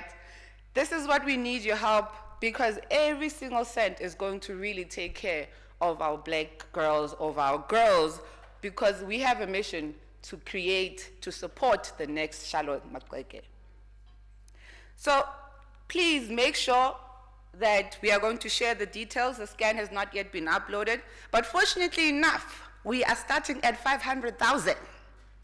We have now gotten donation from a very trusted, and we are excited to spend that 500,000 to support the next girls as well. So, in quickly, let me give you an example how it's going to work. I'm going to give you 2 examples. Come girls, hurry.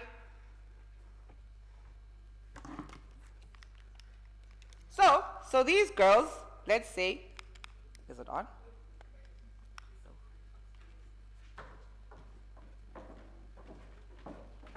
Okay, let's come over here.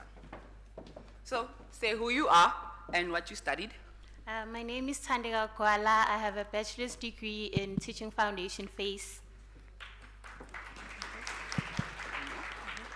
Igama lami uLeslie Khumalo. I also have a teaching degree in foundation phase.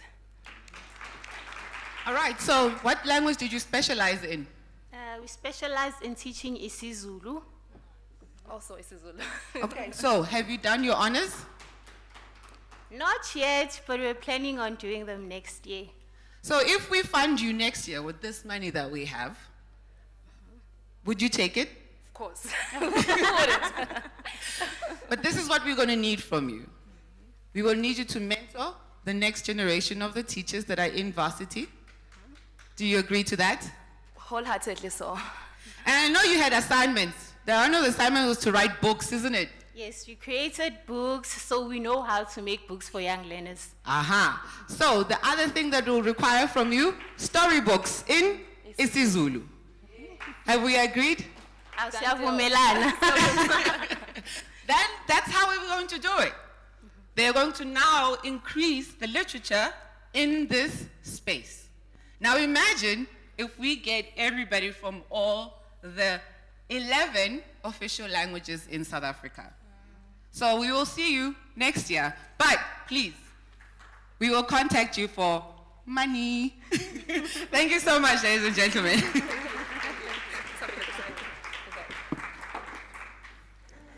We should be having bells. We have 500,000, and the task is for us to raise it to more. Let's please watch the video. I was born to John Hope Manya and Enman on the 7th of April, 1871, and grew up in Fort Beaufort in the Eastern Cape. My father hadn't gone to school, but would encourage my siblings and I to better our lives. His shortfalls were the seeds of my ambition, and I yearned for the day I would return back to the mountains of my father's village and teach my people. My siblings and I attended Edwards Memorial, a missionary school, where my thirst for knowledge and a burning desire to be educated and to educate was fueled not only by my teachers, but also by my mother, who had chosen teaching as her vocation in life. In 1885, my father began to attend night school. At the same time, he converted to Christianity and became a lay preacher at the local Presbyterian church. We became churchgoers, and the seed of another of my great callings, my evangelism, was planted. In 1891, my sister Katie and I joined the African Jubilee Choir. Our love of music and religion took us to England, where I learned about women's rights from Emmeline Pankhurst, and more importantly, the right to vote. Our choir did well, and we were invited to tour Canada and the States. I felt America could offer me access to the education I've been wanting all my life. And with the help of Bishop Turner from the African Methodist Church, I was accepted to Wilberforce University near Zania, Ohio. Wilberforce University was black-owned and managed and catered mainly for black students. The institution was aligned to the African Methodist Church that had its origins in the Free African Society that advocated for social equality for black people. While studying towards my Bachelor of Science, I witnessed incredible leadership and began to see a different future for myself, one in which I could not only teach my people, but one where I could lead them too. In 1903, two major milestones took place. I became the first black South African woman to graduate with a university degree, and I married the love of my life, Masha. We returned to South Africa with the intention of making a difference and being instruments of change. For about a decade, we focused mainly on our evangelistic pursuits, and I participated in King Sabata Dalinyewo's court in the Transkei, a privilege unheard of for a woman. My husband and I started the South African Wilberforce Institution in Everton, an establishment that has survived both Marshall and myself. In 1912, we found ourselves in Bloemfontein. A group of like-minded people who wanted to change the world came together to form the African Native National. I became a strong proponent of changing the social and political situation of black women in South Africa, and used every opportunity I had to raise the profile of women's rights. Who would have thought that today you'd be learning about a young girl from rural Eastern Cape named Charlotte Maxeke? What made my story different from that of my sisters, my neighbors, or fellow students? A supportive parenting environment, a value-based upbringing and a Christian worldview, mentorship and access that would afford me opportunities within which I could represent, as well as win the respect of my fellow countrymen and women. In a time where many of my achievements were improbable, the impossible was made possible, and I was able to rise. I have always believed in the principle of, if you rise, bring someone with you. And this is our vision for the Charlotte Maxeke Institution. I have shared my story with you in the hope that it may inspire your buy-in and motivate your support of our vision. I pray that you'll be among the first of many who will join us in our endeavor to create opportunities for our daughters to lead and to shine. There are many among us who have begun to make their mark in history. I believe there are many more waiting to rise and for the opportunity to excel. My name is Charlotte Maxeke.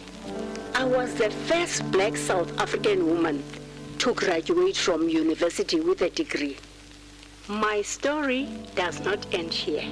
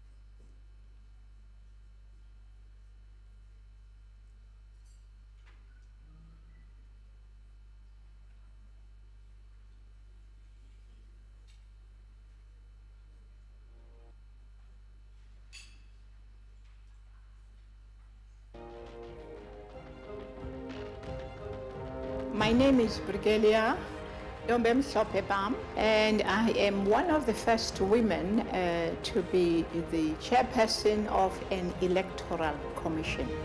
My story does not end here. My name is Sibongile Rejoice Sambo. I am the first South African black woman to start an aviation company in the private jet space, providing helicopters and private jets. My story does not end here. My name is Asnaf Mahapa. I'm the first black South African woman to acquire a commercial pilot license. My story does not end here. My name is Dr. Musa Wenkosi Donia Salrombe. I'm the youngest female PhD graduate in Africa. My story does not end here. My name is Riboni Bela Mudisha, and I am the first black woman to qualify as a PGA golf professional. My story does not end here. My name is Zuleika Patel, and I am a black female activist at the forefront of decolonization within schools and black radical feminism movements within the country. My story does not end here. My name is Michelle. I am 9 years old. I've published 2 books, and I'm the youngest author in Africa. My story does not end here.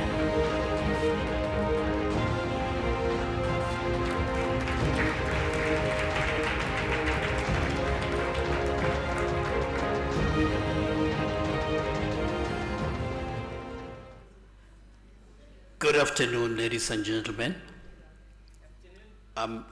Good afternoon. I'm not going to introduce myself, but I think I've been, this hooked me.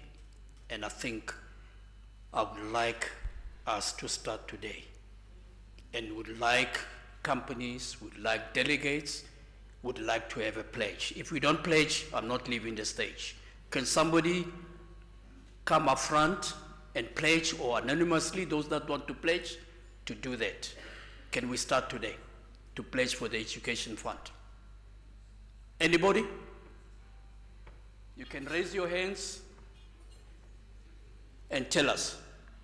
I think we've already have 50,000. Somebody has pledged. Can we have somebody coming in and pledging any amount?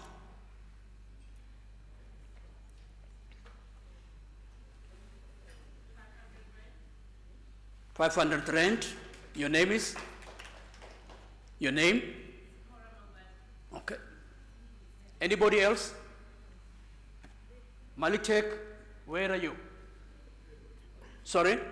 There's a hand there. 5,000, your name? Okay, another one. We've got engineering companies here, we've got attorneys, we've got that. Can we have a hand?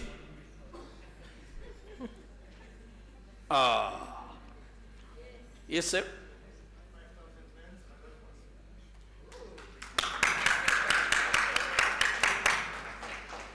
Can we have the last two? For them to say, my story doesn't end here. Prof, this side.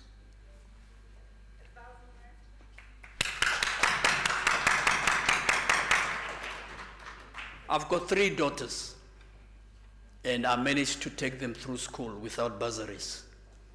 I wanted them to have that pride of their father taking them through. Can we have the last one? Hlagani, please pledge. Can we pledge? The last one. Oh, thank you. Thank you very much. We'll send you emails. Thank you very much. We know that there is definitely more from where that came from. Please see the gentleman so that you pledge in secret. We know the 100,000s will want to come out, but we don't want to attract eyes. So we know that we've got the checks. Ladies and gentlemen, I'm going to request at this point that we all rise to our feet as we welcome the keynote address that is the Minister of Higher Education and Training, a visionary who himself has championed for access to education, for equality, for transformation, and ensuring that no young person is left behind. Let's put our hands together for Honorable Buti Khwaredi Manamela.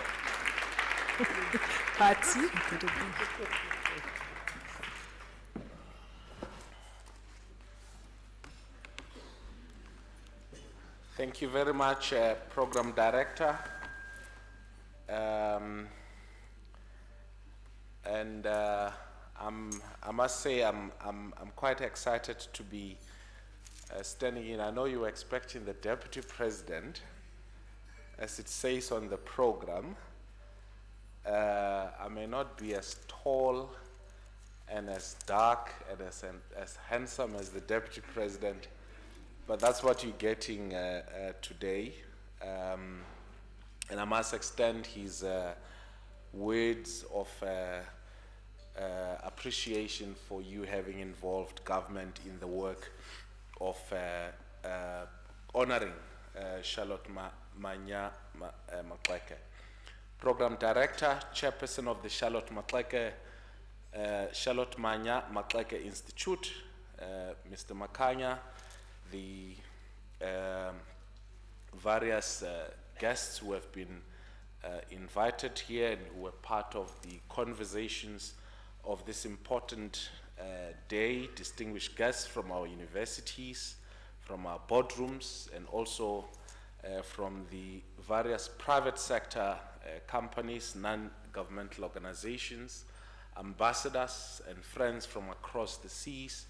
Above all of you, because the future belongs to them, the young women and young men in this hall this afternoon. Let me begin with a date, because the whole of this occasion lives inside one.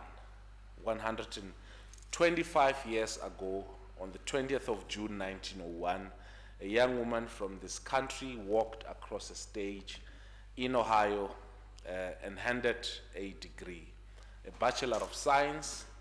She was the first black woman in this part of the world ever to hold one. And her name was Charlotte Maxeke. We do not gather to lay a wreath. We gather because the footprint that she left that day is the road we are still walking. And in this month, Youth Month, 50 years since the children of Soweto refused, and a few months short of 70 years since the women of this country marched to on the union buildings, that road ran straight through these rooms and out into the lives of everyone under 30 sitting here. We remember her as a scholar, but she did not cross the ocean as a scholar. She crossed it as a singer. She went out with an African choir, a company of young black voices, touring the concert halls of Britain and then America in the last years of the 19th century. A curiosity to be looked at, a people to be doubted, and somewhere on that journey, the singer became a student. She stayed, she enrolled at Wilberforce, the University of the African Methodist Episcopal Church, and she did not leave America and the way she arrived. Consider the world she walked into. Reconstruction had collapsed. Jim Crow was hardening into law.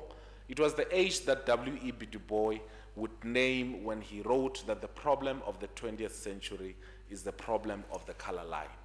And it was at Wilberforce, in Du Bois' own orbit, that Charlotte Maxeke fell under the spell of a bigger idea than a single qualification.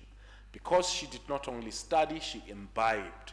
She took in Du Bois' quarrel with his age, his insistence that a people are not freed by being trained only to serve, but by being educated to think, to lead, to govern themselves. She took in the liberation theology of the AME Church, a church founded by free black hands so that black people might worship as equals, which had already crossed into this country and lit the fires of Ethiopianism. She breathed the early air of Africanism, the audacious thought that the African at home and the African in the diaspora, are one people with one destiny, scattered by history, but not by blood. And she was a woman thinking all of this in a season when women were not asked to think aloud. She belongs in the company of Anna Julia Cooper, the great black woman scholar of that same America, who wrote that only the black woman can say, when and where I enter, there the whole of my people enters with me.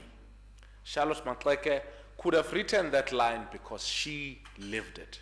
So understand what traveled home in 1901, not a certificate, a consciousness, a diaspora worth of ideas packed into one woman's resolve, sailing back to a country that gave her nothing and would soon try to give her even less. Here is the thing about Charlotte Maxeke that would shame any of us tempted to treat education as an escape. She came back. She could have stayed where her degree was worth something.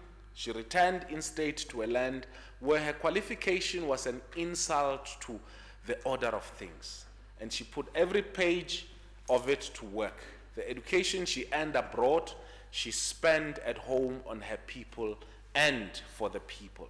She founded the Bantu Women's League, and she put women into the streets of the Free State against the past, years before 1956, decades before the word march became sacred to us. When the South African Native National Congress was born in 1912, in the company of Seme and Plaki and Dube, she was the one woman in that founding room. The scholar and the freedom fighter were never two people. They were one woman, and the two strands of her life, education and liberation, were braided so tightly that you cannot pull one loose without unraveling the other. This is why she sits at the head of two anniversaries we honor this year, and not only one. When 20,000 women convened on Pretoria on the 9th of August 1956 and sang Watinta Bafazi, Watinti Mbokoto, you strike a woman, you strike a rock. They were the granddaughters of the woman who first taught this country that the rock could move. We mark 70 years of that march this winter. Its grandmother is the woman whose graduation we mark today. And the other strand, which is education, runs to a harder place. 50 years ago, in this month in Soweto, a generation of school children looked at the education designed to keep them small, and they said no. They had read the lesson Steve Biko would put most sharply, that the most potent weapon in the hands of the oppressor is the mind of the oppressed. And they refused to hand over their minds. They marched, and many of them did not come home that evening. Fanon wrote that each generation must, out of relative obscurity, discover its mission and then fulfill it, or betray it. The class of 76 discovered theirs in a language decree and a hail of bullets, and they fulfilled it. So the line is unbroken, from a woman who crossed an ocean in 1901 to learn what was forbidden, to a generation who crossed a township in 1976 to demand what was withheld, to the young people in this hall today who carry both their defiance and their hope. Maxeke is where that line begins. She is the first footprint, and we should not take for granted when she declares at the end of this video that her story does not end. The question Fanon leaves for the young people here is not whether the previous generations did their work. They did. The question is the one he asked of every generation in its turn: what is yours? It would be a poor tribute to stand here and speak only of the past. Charlotte Maxeke was not nostalgic. She was practical. And so let me speak plainly about the now. The country that refused Charlotte Maxeke University has become a country in which the majority of our university students are women. Read that sentence very slowly. The doors that were bolted against her are the doors through which her granddaughters now pour. That is not an accident of history. It is the work of a democracy that decided education would no longer be a privilege rationed by birth. We have built a national financial aid system that has carried millions of young people, and most of them young women, many of them the first in their families to see the inside of a lecture hall, from the township and the village to the graduation stage. We're not finished, and I will not pretend to you that we are. We are reforming how we fund our students so that the promise is not only generous, but that it is also durable, so that the child who qualifies in 2040 finds the door as open as the child who qualifies today. We're reshaping the whole architecture of the skills system in our country, because Maxeke understood what Du Bois and Booker T. Washington argued over a century ago, that a nation needs both the hands that builds and the minds that imagines, and that it betrays its people the moment it offers them only one. And we do this work in partnership, never the state alone. Tonight, in this very program, the Charlotte Maxeke Educational Fund is being launched. Private generosity, reaching out a hand to a young woman whose studies are at risk, with a special care for those pursuing the sciences, the same degree Maxeke earned. And I want to say to the founders of that fund and to the philanthropists and institutions in this room, this is how it should be. The public purse and the private hand pulling the same young person through the same open door. The education she earned in exile is at last working for our democracy at home. But I will also be unfaithful to Maxeke if I let you leave here comforted and untroubled. So let me give you the warning I believe she would give us today. She learned in the diaspora the deepest and most expensive lesson the African people have ever paid for, that we're scattered and made to forget that we are one. The whole of Pan-Africanism, Du Bois convening the diaspora, Garvey calling Africa home, Nkrumah declaring that the freedom of one African nation is meaningless until the whole continent is free. And Cabral warning us not to tell lies and claim easy victories. The whole of it is one argument, that our liberation is indivisible. Maxeke carried that conviction across an ocean and planted it in their soil, in our soil, which is why it would break a heart to see the poor turned against the poor, to see the African raise a hand against the African who crossed a border in search of the very dignity we crossed oceans to claim. The reactionary violence that flares up in our streets, neighbor against neighbor, the desperate against the slightly less desperate. It's not the anger of a people finding their strength. It is the oldest trick used against us, working still, setting the ratchet of the earth to fighting one another while the color line laughs. To the young people here in whose hands real anger justly bends, she would tell you to aim it true. Build, do not burn, unite, do not divide. The energy that toppled Bantu education is the same energy this continent needs to feed itself, to power itself, to manufacture and to trade, and our own free agreement from Cape to Cairo, African unity, African solidarity, African development, wherever we find ourselves, should not be a slogan from a dead century. It is the unfinished assignment Charlotte Maxeke handed forward, and it falls now on us. Let me close where she would want me to close, with her own words and with you. This work is not for yourself. Kill that spirit of self and do not live above your people, but live with them. And if you can rise, bring someone with you. If you can rise,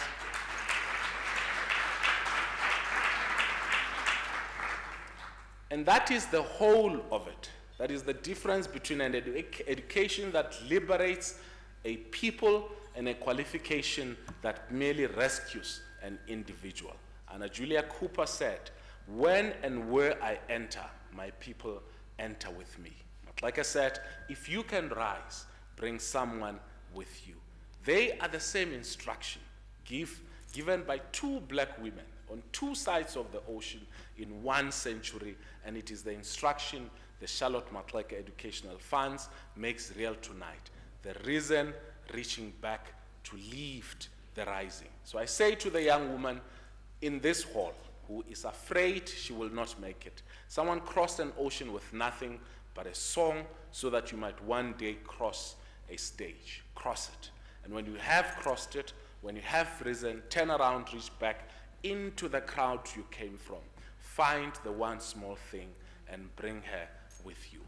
Thank you very much for listening. Let's please rise on our feet as we appreciate the Minister of Higher Education and Training for his powerful remarks. He reminds us, ladies and gentlemen, that a nation needs both the hands that build and the mind that imagines. And if you can rise, take someone with you.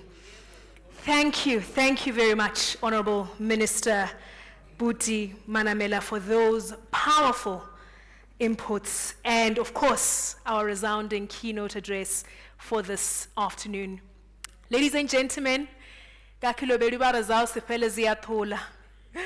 means that that which does not end is yet to be seen. We have arrived at the end of our proceedings this evening. We're trying to check if we could get the Chancellor of the University of the Witwatersrand on the screen. We're struggling a bit.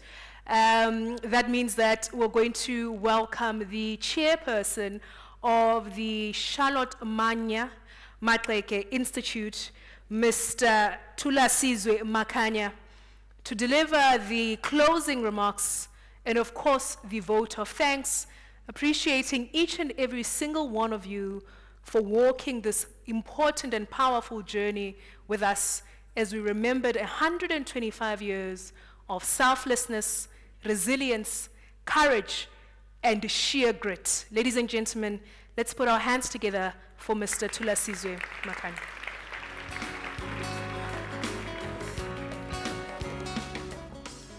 Good evening, ladies and gentlemen. I think we have members of the ME Church with us this afternoon. So I would appreciate if you can have a song. Liza Lisa Itinga Lako. That song was sang at the first conference of the African National Congress in 1912, where Mema Maxeke was the only woman in the room. If maybe someone can lead that song, Liza Lisa Itinga Lako, I will appreciate it.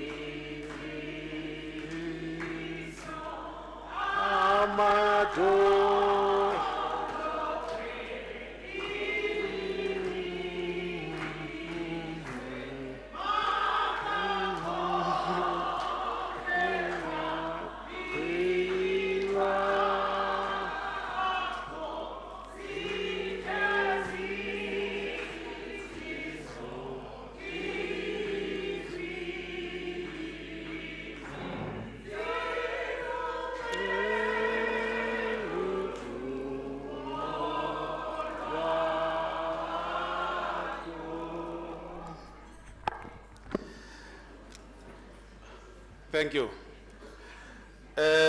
On behalf of the family and the Institute, we would like to express our gratitude to everyone in this room present this afternoon. We also want to thank the PPS, our partners. They were being with us from last year when we started the journey of the countdown to the 125th anniversary. We really appreciate the work that they've done with us, including honoring the forgotten graduates. We have a new set of graduates that will honor as we move to the 20th of June, 2027. So can you please give the round of applause to PPS?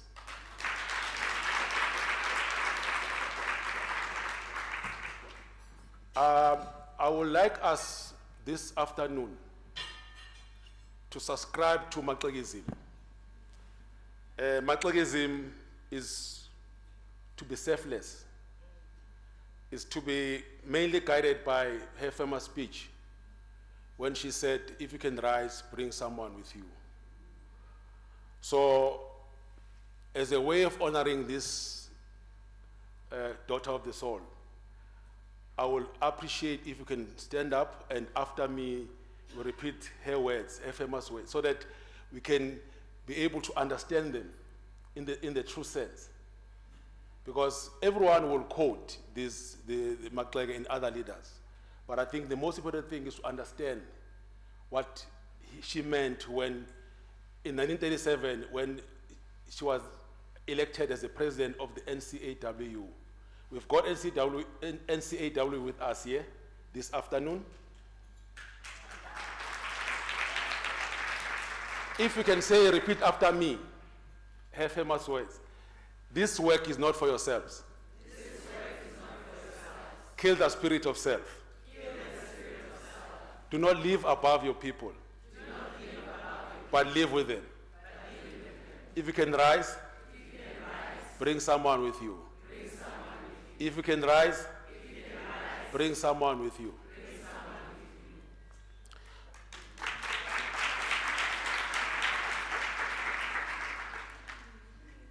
I will request the team to bring the gifts so that we can start. How many? Oh.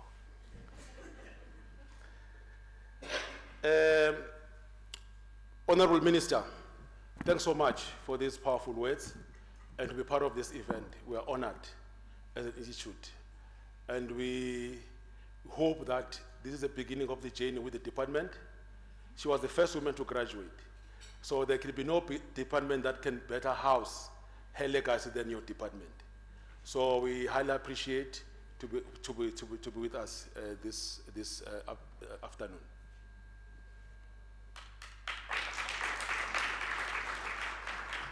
The Church of Maxeke, Amy Church, led by the senior leader of the church, Reverend Mexico. We appreciate that we have the relationship with the church.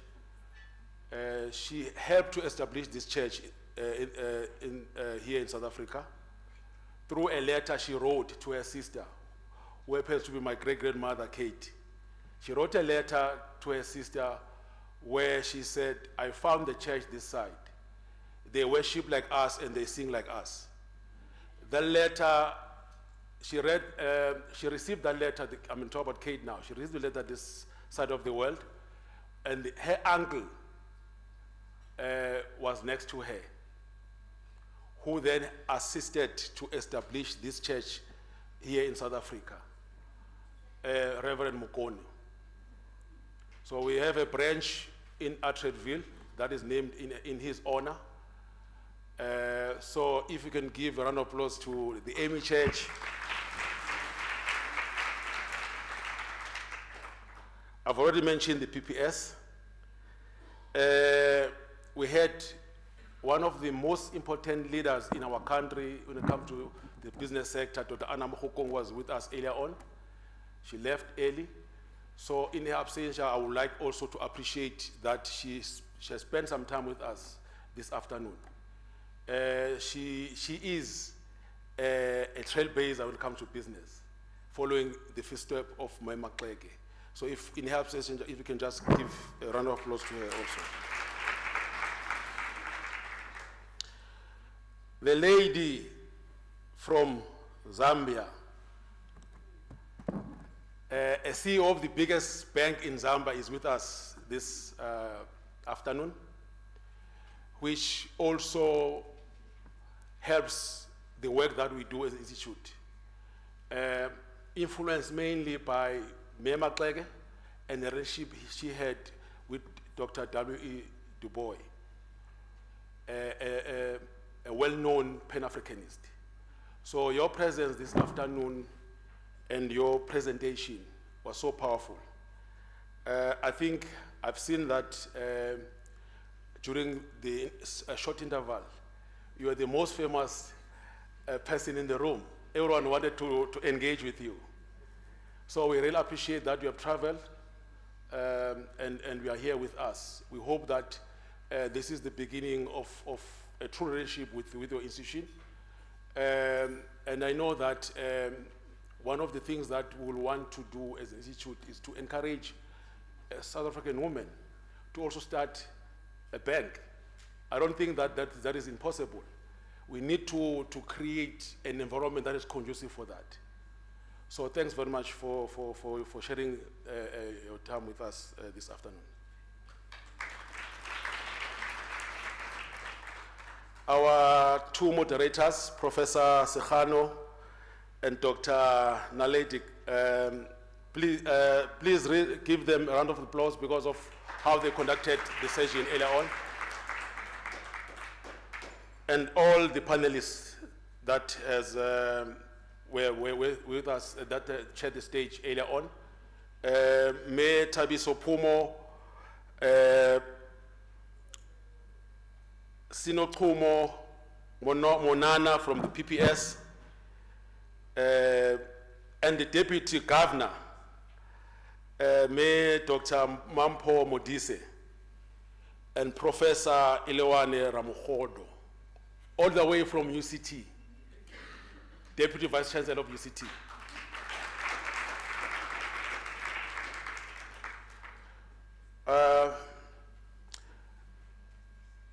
Maxeke Educational Fund trustees, I would think that we have planted the seed this afternoon.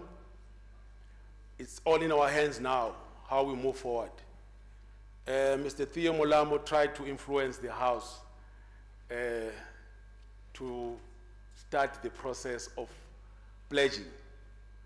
It's just a beginning. We'll engage and we'll make follow-ups.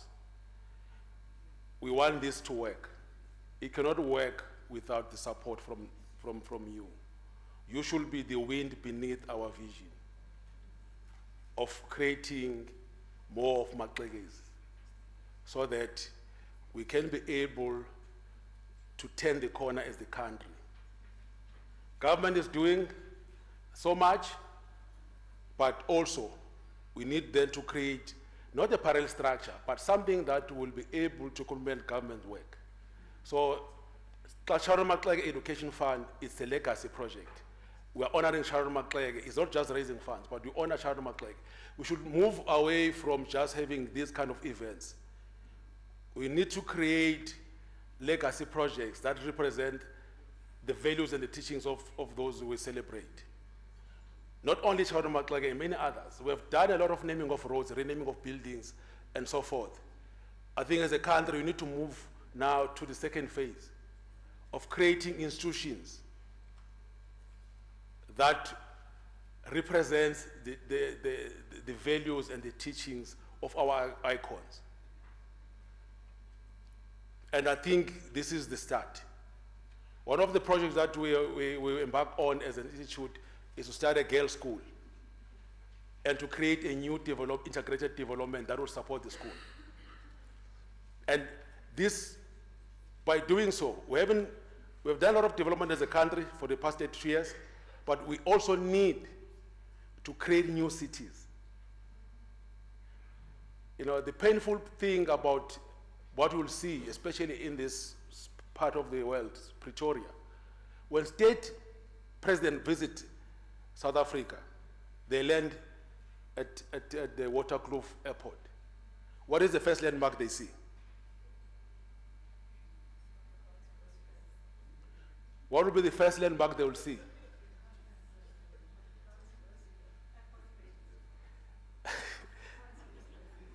They will see Soltech, Solidarity, whatever you call it. It's the first landmark they will see. Obviously, the government, the state president that will ask, what is this building? What is this, who owns this building? Or whatever question they may have. But Soltech is an institution that was established by Solidarity Party.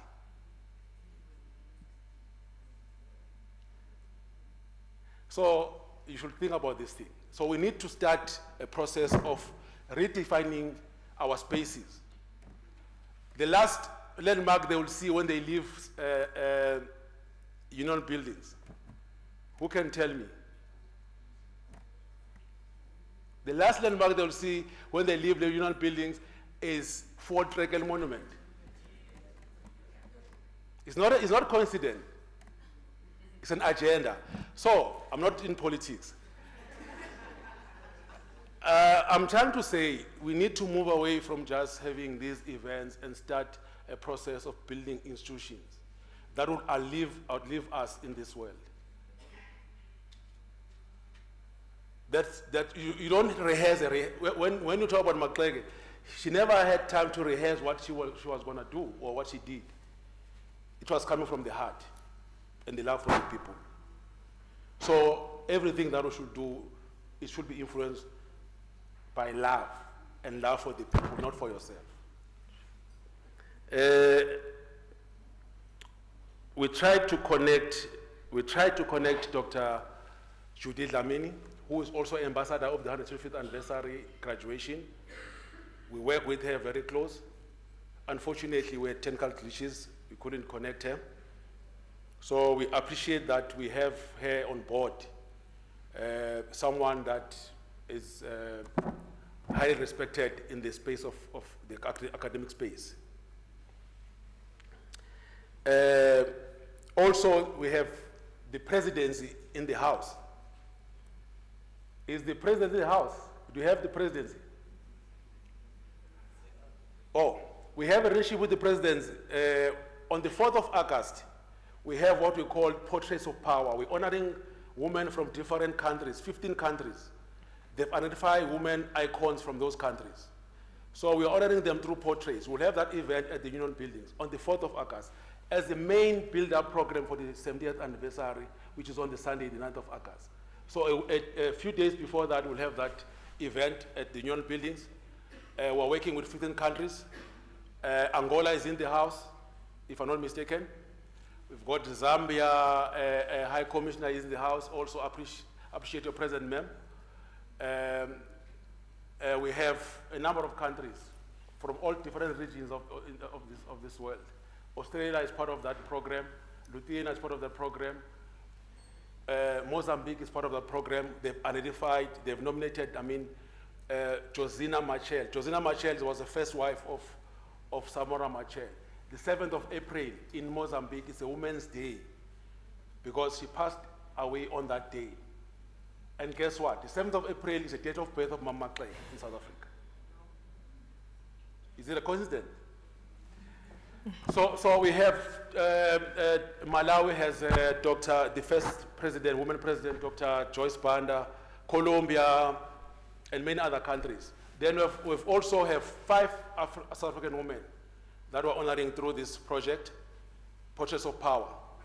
4 are those who led the march in 1956, and then 1 is Charlotte Maxeke. So we have 20 in all. It's a series of events that we'll have until next year, August, with these countries.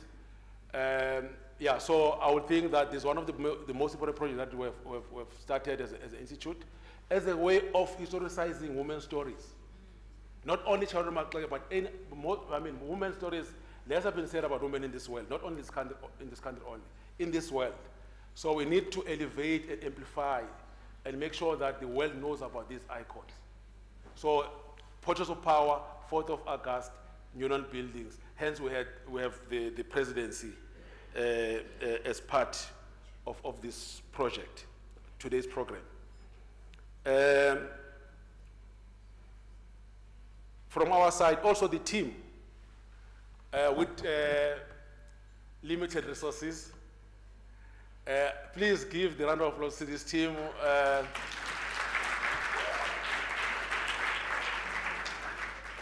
They were able to deliver this event. We had a national reading campaign launch yesterday in Kliptown. Kliptown is close to our heart because it's the last home of Charlotte Maxeke. We started the reading campaign. You have seen the video by the president. We need donations book donations from yourself, your good selves.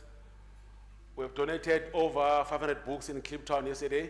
They've got a library, fortunately. Kliptown is one of the underdeveloped and neglected spaces you'll find in this country. It's a heritage site, by the way. Last year, we were celebrating 70th anniversary of the Freedom Charter. And they're still using bucket system.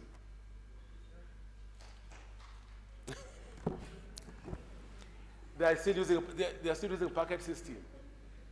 Can you imagine where people gathered and in one vote they said there should be houses? There's a Freedom Charter, part of the Freedom, but they don't have that. So we've taken upon to ourselves that we need to connect and work with the people of Kliptown.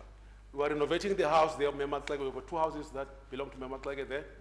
We're renovating the houses, converting these houses to museum, interpretation center, and one of our objectives was to have a clinic. But fortunately for us, through our work that we have annually, we're able to raise funds and support for the clinic in Kliptown through GEMS. We'll officially open the clinic in Kliptown in August. Our vision and our objective is to honor a first woman through the clinic, not only Maxeke, the first woman to graduate, to obtain, to be a medical doctor in South Africa is Dr. Mary Malahlela.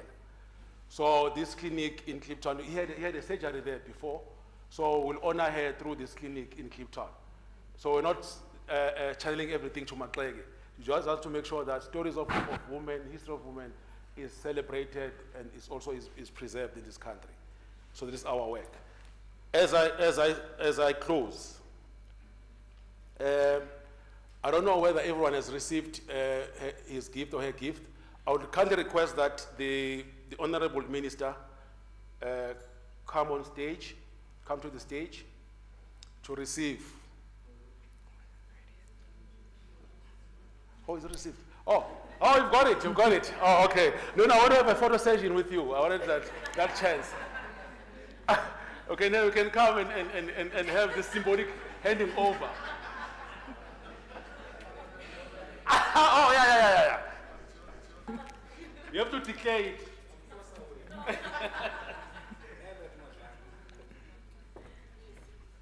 This is from PPS, our partner.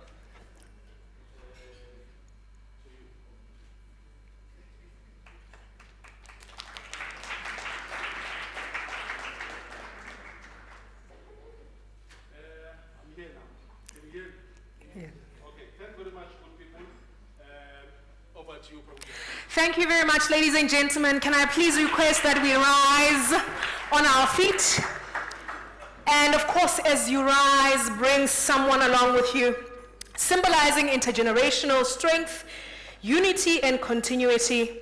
May this moment remind us that we do not stand alone, but as part of a living legacy that stretches from the past to the present and way into the future. May this day, ladies and gentlemen, remind you that you are seen,